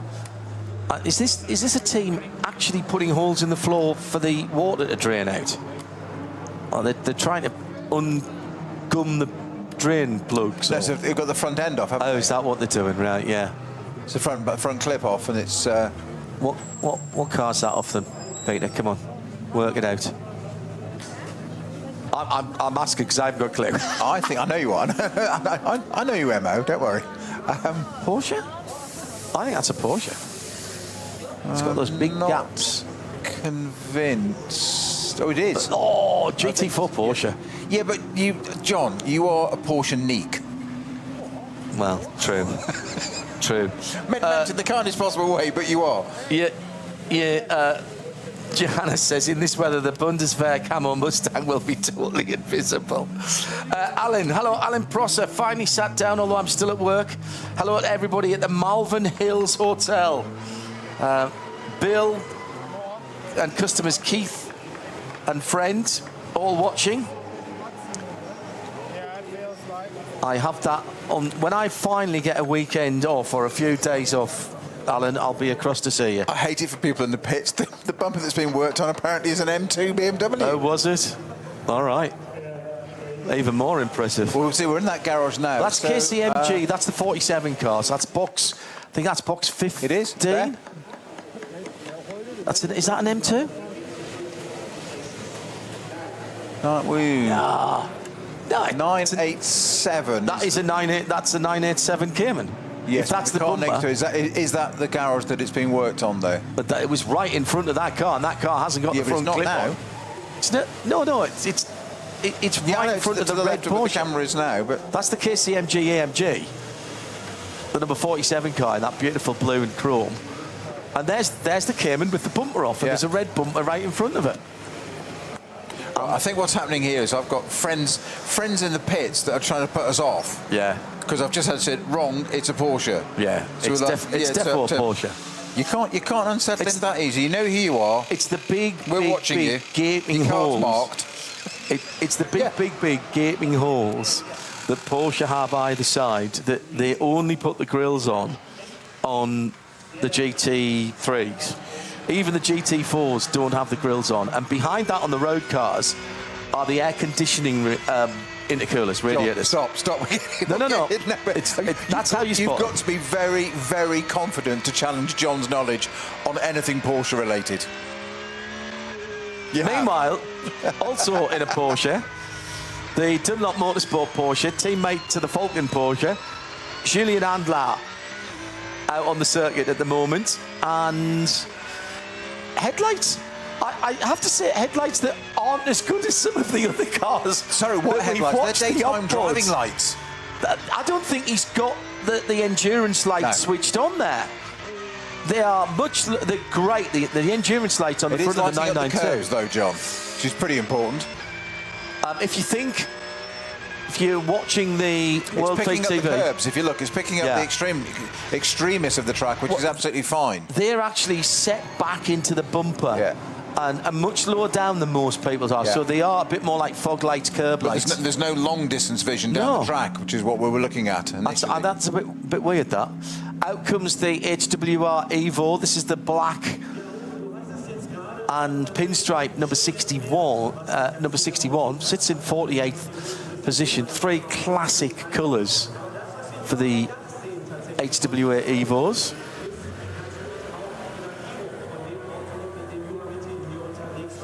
Are they going out in the last, whatever it is, 21 minutes that we've still got left? Been a long old day for the teams today, hasn't it? And we got an early start in the morning with cars on the track at about 9 o'clock local time. So set your watches for that. Hello to Ben. Says surely Kevin Estre has to be in with a shot of top GT3 driver. Fair point. Well, mate. We do this every year. To be fair, I was referring to in a Mercedes particularly. Yes, no, I took it to the Mercedes level, so... We do this every year at the Maguire's Bathurst 12 Hours. And between myself and Mr. 8 times... Mr. 6 times, sorry, of Bathurst 1000, Garth Tander, and Richard Creel, we debate a variety of categories. Now, just in case anybody thought I was telling a porky when I said there were normal petrol pumps that they were filling from, it is Total Energy Excellium Super Plus, and going into that, is that the HWA that's filling? 80 litres, 81 now. There is no price per litre on there. But I'll tell you why. Want to know. Well, I'll tell you why that is, because everybody, it is the HWA, everybody pays a fuel deposit when you pay your entry. And one of the most endearing things and the most enduring memories that I have of this race from the early years, and I suspect there's not any difference now. It's a big fuel tank. It's up to 110 litres already. I think it was the first or the second year we used to work in one of the hospitality suites over the pit lane towards the pit out. So when we packed everything up, so that would have been 2007 maybe, 2008. It's going to be 119. Oh, he's gone over. He's gone to point one. Don't you hate it when that happens? Yeah, exactly. It's always 20. Absolutely. The fuel man's absolutely gutted. He's gone to 119.1 litres. He's got to squeeze another 0.99 in now. He's not going to get that in. So as I'm walking back along the back balcony and looking down at the Parc Fermé, we come across a big room. 119.12. Do you get a bit more in? And there's a whole queue of people, a whole line of people, and a set of clerks sitting with what I was very familiar with. I started my working career in National Westminster Bank in the UK, in Sunderland. 112 High Street was my bank. 556111 was the sort code. And we used to have to add up the remittances during the day. And you didn't do that on a calculator in those days, Peter. You did that on an old adding machine. Pulled the lever. And you had a little printout that did it, so that if you had to go back and check if something didn't balance at the end of the day, you had a record of it. And here are 8, 10, 12 people doing that. Couldn't understand what it was, so I stuck my head in and spoke to one of the guys on one of the teams I knew, who had a whole load of paper in his hand. And the paper was... I can't remember whether it was a blue copy or a pink copy or a yellow copy, but basically it was a copy of a fuel receipt. So every time during the race that you come in those days, that looks like it's a bit more digital nowadays, but I bet there's a receipt somewhere. Then the person who is on that pump, there is an official on each pump, makes a note of it, gets you to sign, and you keep one of the copies. At the end of the race, you take all your fuel receipts in. Your copies are compared with the copies that they've got. Copies, so yeah. let's say your car, number 66, the HRT Ford Racing GT3 Mustang. So they pull out the file for the number 66 car, they look at what they've got, they look at what you've got, they add them all up, and they come to a number of litres of fuel. And then they work out whether they owe you money or you owe them money, because you've already paid them in advance your fuel deposit. But if you haven't used that fuel, if you've gone out early or you've been particularly frugal, then they work out, and I can't remember what the fuel deposit was, let's say it was €2,000, I'm sure it was probably more than that, but let's say it was, and you've used €1,900, they give you €100 back. And if you've used 2,100, that doesn't happen. And then you give them €100. And it was all being done on old-fashioned adding machines. And I thought to myself, I love this race already. Just for that. If it's not broken, why fix it? Exactly. Absolutely. Absolutely. And it's the reason, by the way, for those of you who perhaps aren't used to this form of motorsport, even in the race you won't see hurried pit stops, because there's a statutory time for each pit stop. And depending on how many laps you do out of the pits, depends how long your pit stop is. And the reason they do that is because with all those fuel pumps down the pit lane, it would be impossible to equalise the fuel flow. So basically, they are giving you time that is more than enough time to fully fuel the tank. If you do 5 laps, your pit stop time is shorter than if you do 8 laps, to allow you to have your fuel fill. It's brilliantly worked out. I've looked up some numbers for you. Right. So the fuel cost just under €3 a litre. Right. Okay. A GT3 car will consume somewhere, depending on pace and how long the race lasts, 3,000 to 4,000 litres of fuel for a 24-hour race. Right. So that puts it at 10 to 15,000 euros in fuel. And actually, I'm going to say €3 a litre is that's not bad for race fuel. That's not bad at all for race fuel. No. Now, the thing is... I know what some of the sustainable stuff is costing for historics. About £5 and £8. Try 7. Yeah. No. Yeah. A litre. That's pounds rather than Yeah, pound. euro. Exactly. But that was branded as Total Excellium Super. So does that mean they are running on... I think they are running on pump fuel here. Yes. Yeah. Oh, very, very foggy out the far side where Aychan Guvin is.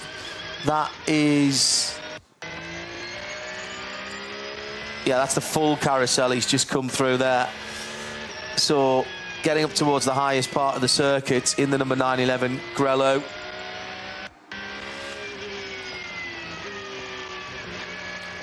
Alan Prosser likes the HWA number 61. He says it gives him Tron light cycle vibes with that black and white paintwork.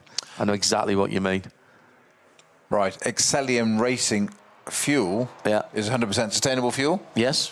Right, so it is a bit more, okay, it's between €4 to €6 per litre, which is more, I thought that was a bit more. It said Excellium 98 on there. The high-end road fuel is around about 2.5 to 3 litres. Right, okay. Euros per litre. Yeah.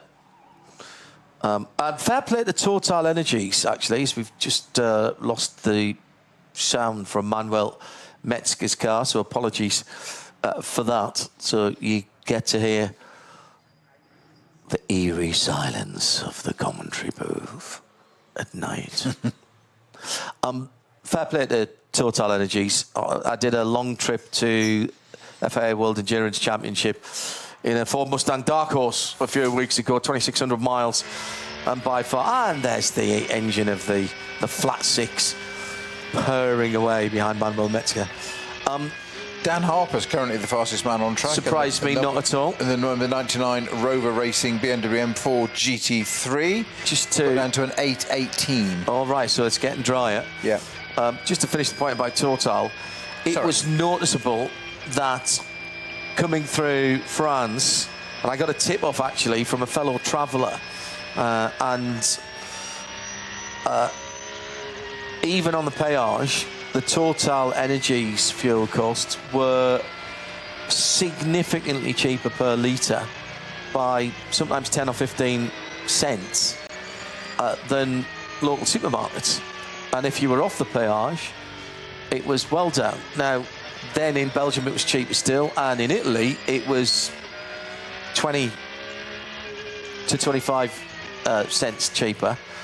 I'd never buy petrol in Switzerland if you don't have to, because that was very much more expensive. As I said, 2,600 miles that trip, and thoroughly enjoyed it. That's the Dark Horse R is the car on which the Mustang Challenge, or the Dark Horse rather, is the car on which the Mustang Challenge Dark Horse R, which we took to Le Mans last year for one of the support races. Chan Guvin on his way back in the Porsche on the Doniger Hurt. Nowhere near as bad as it was half an hour, 40 minutes ago. Still lifting for the Bilstein Bridge curve, Antonius Bucher. Early lift and down changes to thereof into the Tiergarten.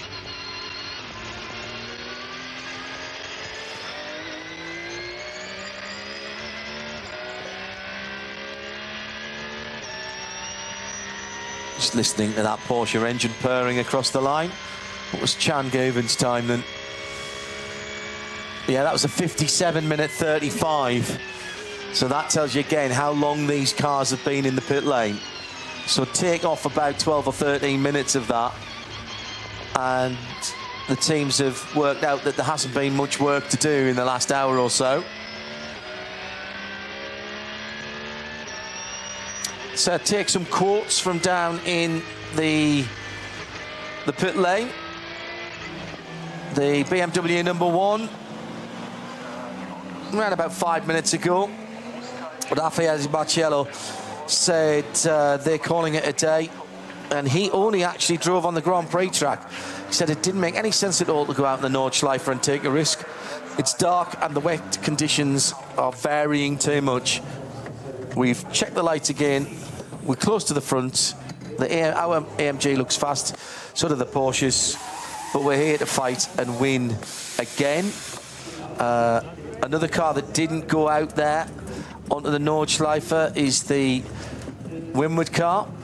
Maro Engel saying it was very wet. We didn't bother going on the Nordschleife for the last few laps.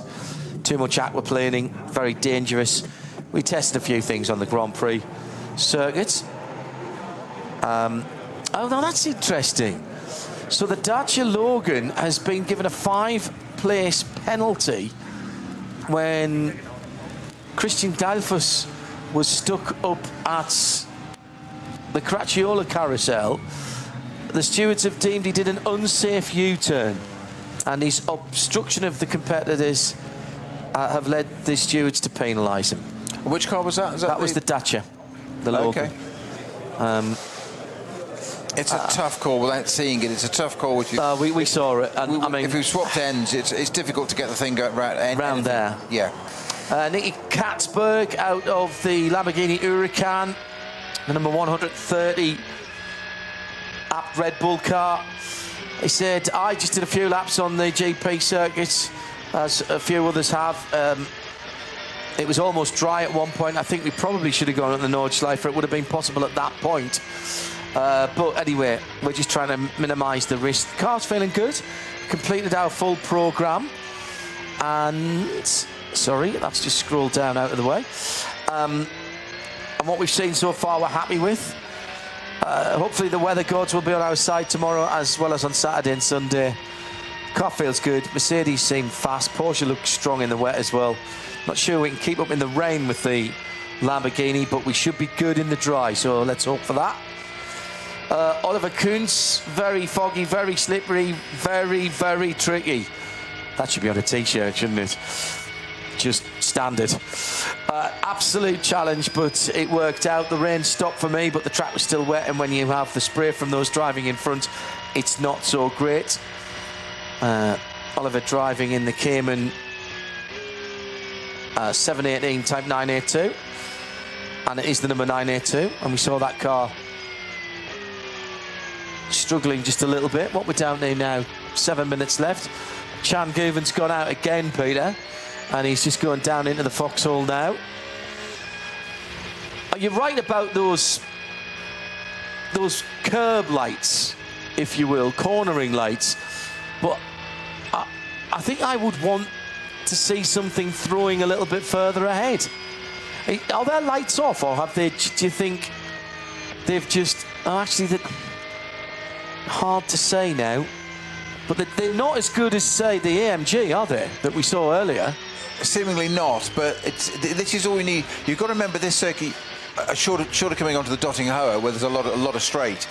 You don't need to look that far down the road. That sounds silly because there's so much cornering here.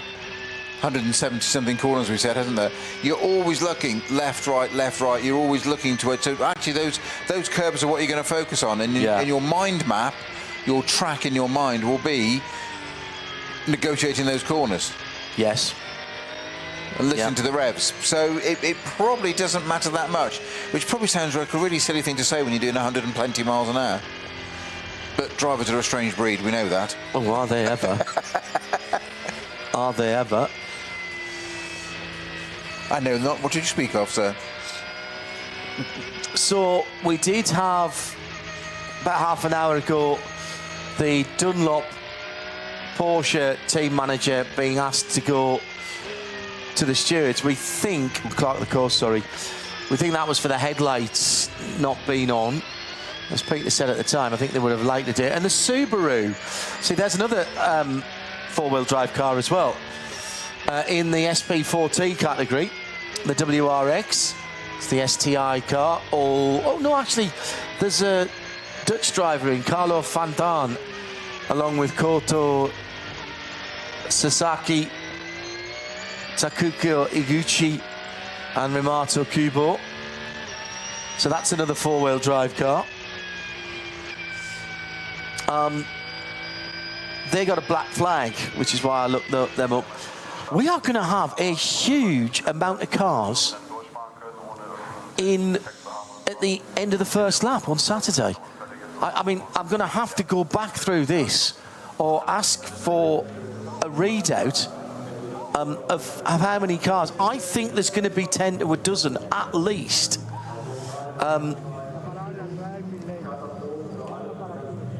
Some penalty points going on there. 45-second stop and go for the next race. 1, 2, 3, 4, 5, 6. There's 6 on the screen that I can see there. 7. So I think people are starting to wind down, aren't they, John, with 4 minutes to go, which is, what, half a lap in reality, isn't it? Do you go out now and have one more go? No. Ooh, there's another driver. I'm going to say not at this point of the weekend, because that's where it all goes wrong. Leo Ye has just got out of his car with a GoPro fastened to The visor. his visor. That is absolutely not allowed.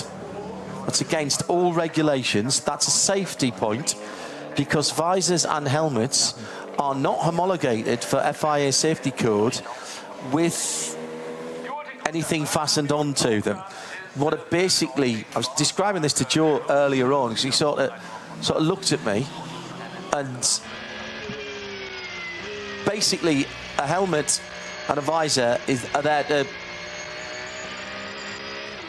protect your head, and it's to protect blunt force, normally from a distance, or even if something gets thrown up into the car, a stone or something would bounce off. So think of it this way: if I threw a screwdriver at your head, likelihood is, unless I was some kind of brilliant darts player, that it would bounce off your head. If I put the screwdriver right on your head and just tapped it with a hammer, Fatal. It could be fatal. I'm totally with you. I think the only point I'm going to make here is that I would absolutely agree with the helmet, because you damage the carcass and its integral structure. Yeah. The visor less so, but I would just going to say I would want a GoPro attached to the visor right in front of me, even less right in my eye line. Exactly. As we just saw there. So sorry to have highlighted it there, but I think that's absolute madness.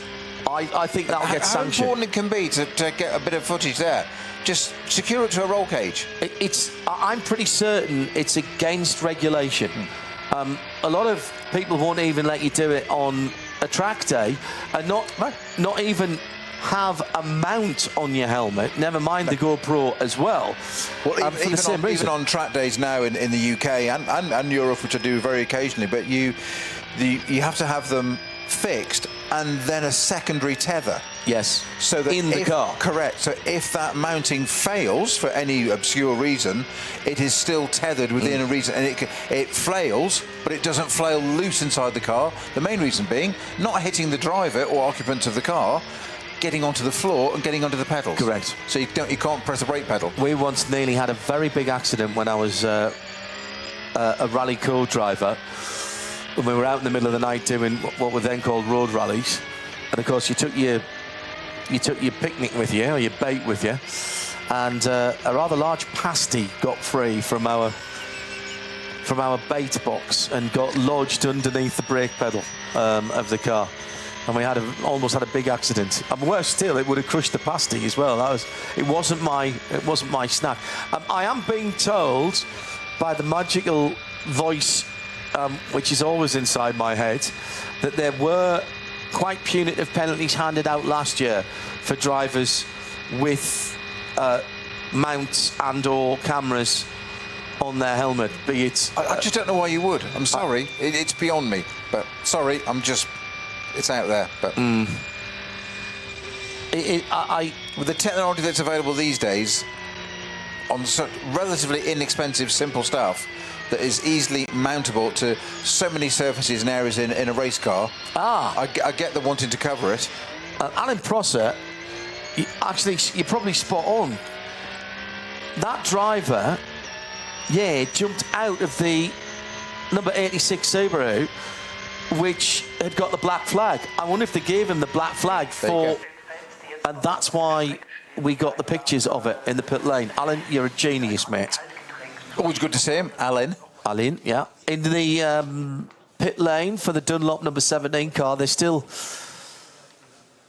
are they looking at the headlights? No, they're just turning it around. Check flags the high-class racing. 86 is high-class racing, is it right? Okay. Yes, that was the car that you got out of. Sorry, not the Subaru. Yes, Porsche, yeah. The dark red and white.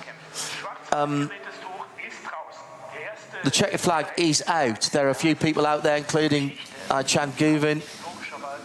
We've got the Red Bull Lamborghini, the number 84, still out there. And we have a course car out as well that's picked up Chan Guven. Now, that is unusual. I've not seen that before. On the Grand Prix circuit, I know what this is. They are making sure he doesn't go back out onto the circuit. The fast times tonight did not usurp anything we saw earlier on today. So, in essence, the provisional results for this evening are as they were after the afternoon session, which sees Winward Racing on top with the Ravenel car, the number 80 machine, with Fabi Schiller's time of an 8:14.957. We got down into the low nines. Oh no, we actually got into the eights again, didn't we? We did. We did. 8:14 was the best recorded. Yes, well done. Well remembered for that. Maro Engel and the Winward Racing, number 80. So fastest this afternoon and fastest this evening. There are further sessions for the cars that don't get into, well, the first sessions for everybody, and they will be hoping for better conditions to see if they can improve. But that brings us to the end. If you want the full rundown, get yourself onto the site. It is Winward's Mercedes from Rover Racing BMW, from Winward in third. It's the Verstappen racing car. So 2 Winwards and 2 Rover Racing cars on the first 4. Then the Manthey Porsche number 911, Red Bull Lamborghini number 130 in 6th. But that was in the dry. These are all dry times that have set these positions. Nobody improved tonight. The best of BMW, Sherbert in 7th. Then the best of Mustangs, the 64 HRT in 8th. Top 10 made up by the Shara Sport, Audi and the Dunlop Motorsport number 17. Running through some class leaders, the BMW M3 Touring, the 81 is the best in SPX. Max Kreuzer Racing, the best of the AT, the alternative fuel cars, sitting in 27th.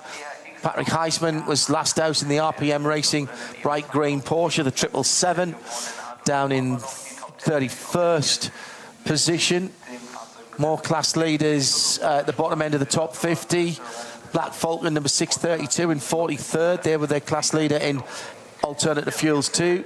Manthey Dirk Adolf in the SP Pro number 992 in 47th. Then Max Kreuzer Racing SP4T, leader in that category, the number 50 in 49th position. W&S Motorsports Porsche led the Cup 3 category from the earlier times, 962 in 50th position. Then we go down to 58th for Hyundai's TCR topper. That's the 830, Mark Bassing out in that car this evening. The Wright Engineering SP7 Porsche led its class, number 91 in 65th position. The Door Motorsport McLaren Artura Trophy SP8T leader, the 59 in 68th position. And we'll catch up in a second. The Porsche Cayman V6 leader was the 448 in 87th position. The BMW M240i leader, the 195 Adrenaline Motorsport car, in 94th position. The Dupre Audi Saloon VT12 front and 4-wheel drive. The Valkenhaus Motorsport BMW M2 Racing 898 in 103rd led its class, as did Max Kreuzer Racing's VW Golf GTI Club Sport, the number 10 car, SP3T leader V5 was the Porsche Cayman number 440 in 119th position. Remember, we had 161 cars on the starting list. The 325i class for BMWs was led by the 100 in 126th position. Toyota Gazoo Rookie Racing for the GR Yaris led the SP2T class in 109th position. And there are a couple more class leaders, I think. Oh, no, just one more. Down in 159th position, the 325ci. And that's, you look at the positions, and that is just about it for us for today. Started off in the light and in changeable conditions. It was a decision for the drivers on whether to go out at all or whether to go out on slicks or intermediates for those who had the opportunity. The weather was not really playing very fair as darkness fell and the sun dropped down to the east of the circuit. The weather got progressively worse to the point where there was about an hour in full darkness where very few cars were going out onto the Nürburgring. The problem was just getting temperature in the tyres, particularly the front tyres. We had a bit of argy-bargy between the BMWs in the shell colours, including, I saw somebody calling it Das Boot, because it's got a big boot. Not quite what it means. The Dacia's going to get a 5-grid penalty, place penalty, for an unauthorised U-turn at the Caracciolo carousel after the Logan spun and was left facing the traffic on the high side. And then they had a problem getting, the gearbox had seized for a moment and they had to crank it over and then get a point in the right direction. Dorian Boccolacci had a problem, didn't he, in the number 17 Dunlop Porsche. I wonder if that was what set the lights off later on after he clouted. Good shout. The barriers. It got very, very bad in the dark. Verstappen went out for a single lap on tiptoes, which was counted as a 68-minute lap. That wasn't all Max's time, of course, because it had been in the pits for a very long time. It was catching out the best of them, including Lucas Stoltz, as he had a bit of a spin. And then 677 BMW from memory went around. It was touch and go at one stage whether it might dry up, and the 4th place Rover BMW was going very nicely, but it never really got full dry. It was that greasiness that you get in the cold, and it was very cold. We could see our breath when we came back from dinner, and as night fell, so did the rain. It got worse and worse. We could still see the castle, only just, and it was fortune favouring the brave. The Grello car with Thomas Preining went out, and at that point there was still just a bit of a drying line, or drier line. When Matt Campbell went out in the same car, Peter, it was literally survival mode. And Matt was barely out of 2nd and 3rd gear. He did well to bring it back, to be honest. It was not easy, was it? Certainly for an Australian who's not particularly used to driving in the rain so often. But one of the cars that all cars have got to come back. It's tricky conditions, and as you said today, this didn't really count for a lot this afternoon, other than this afternoon into this evening, other than data collection and that valuable bit of rotating the drivers through the cars that have all had the experience. But the risk-reward ratio extremely high. So at that point, Matt Campbell, I think he was using about 500 revs all the way around. I think it was literally on tick over. The good news is that the Ford Mustang GT3 that had the engine problem when Chris Meese was out earlier on today, that car did make it back and did a couple of installation laps. And the number 900 BMW that was involved in the incident that has caused the retirement of the GT all-female team, that black Falcon car, is brand new and is back. And that's it for today. Join us tomorrow, early doors, 9 o'clock. Bye-bye.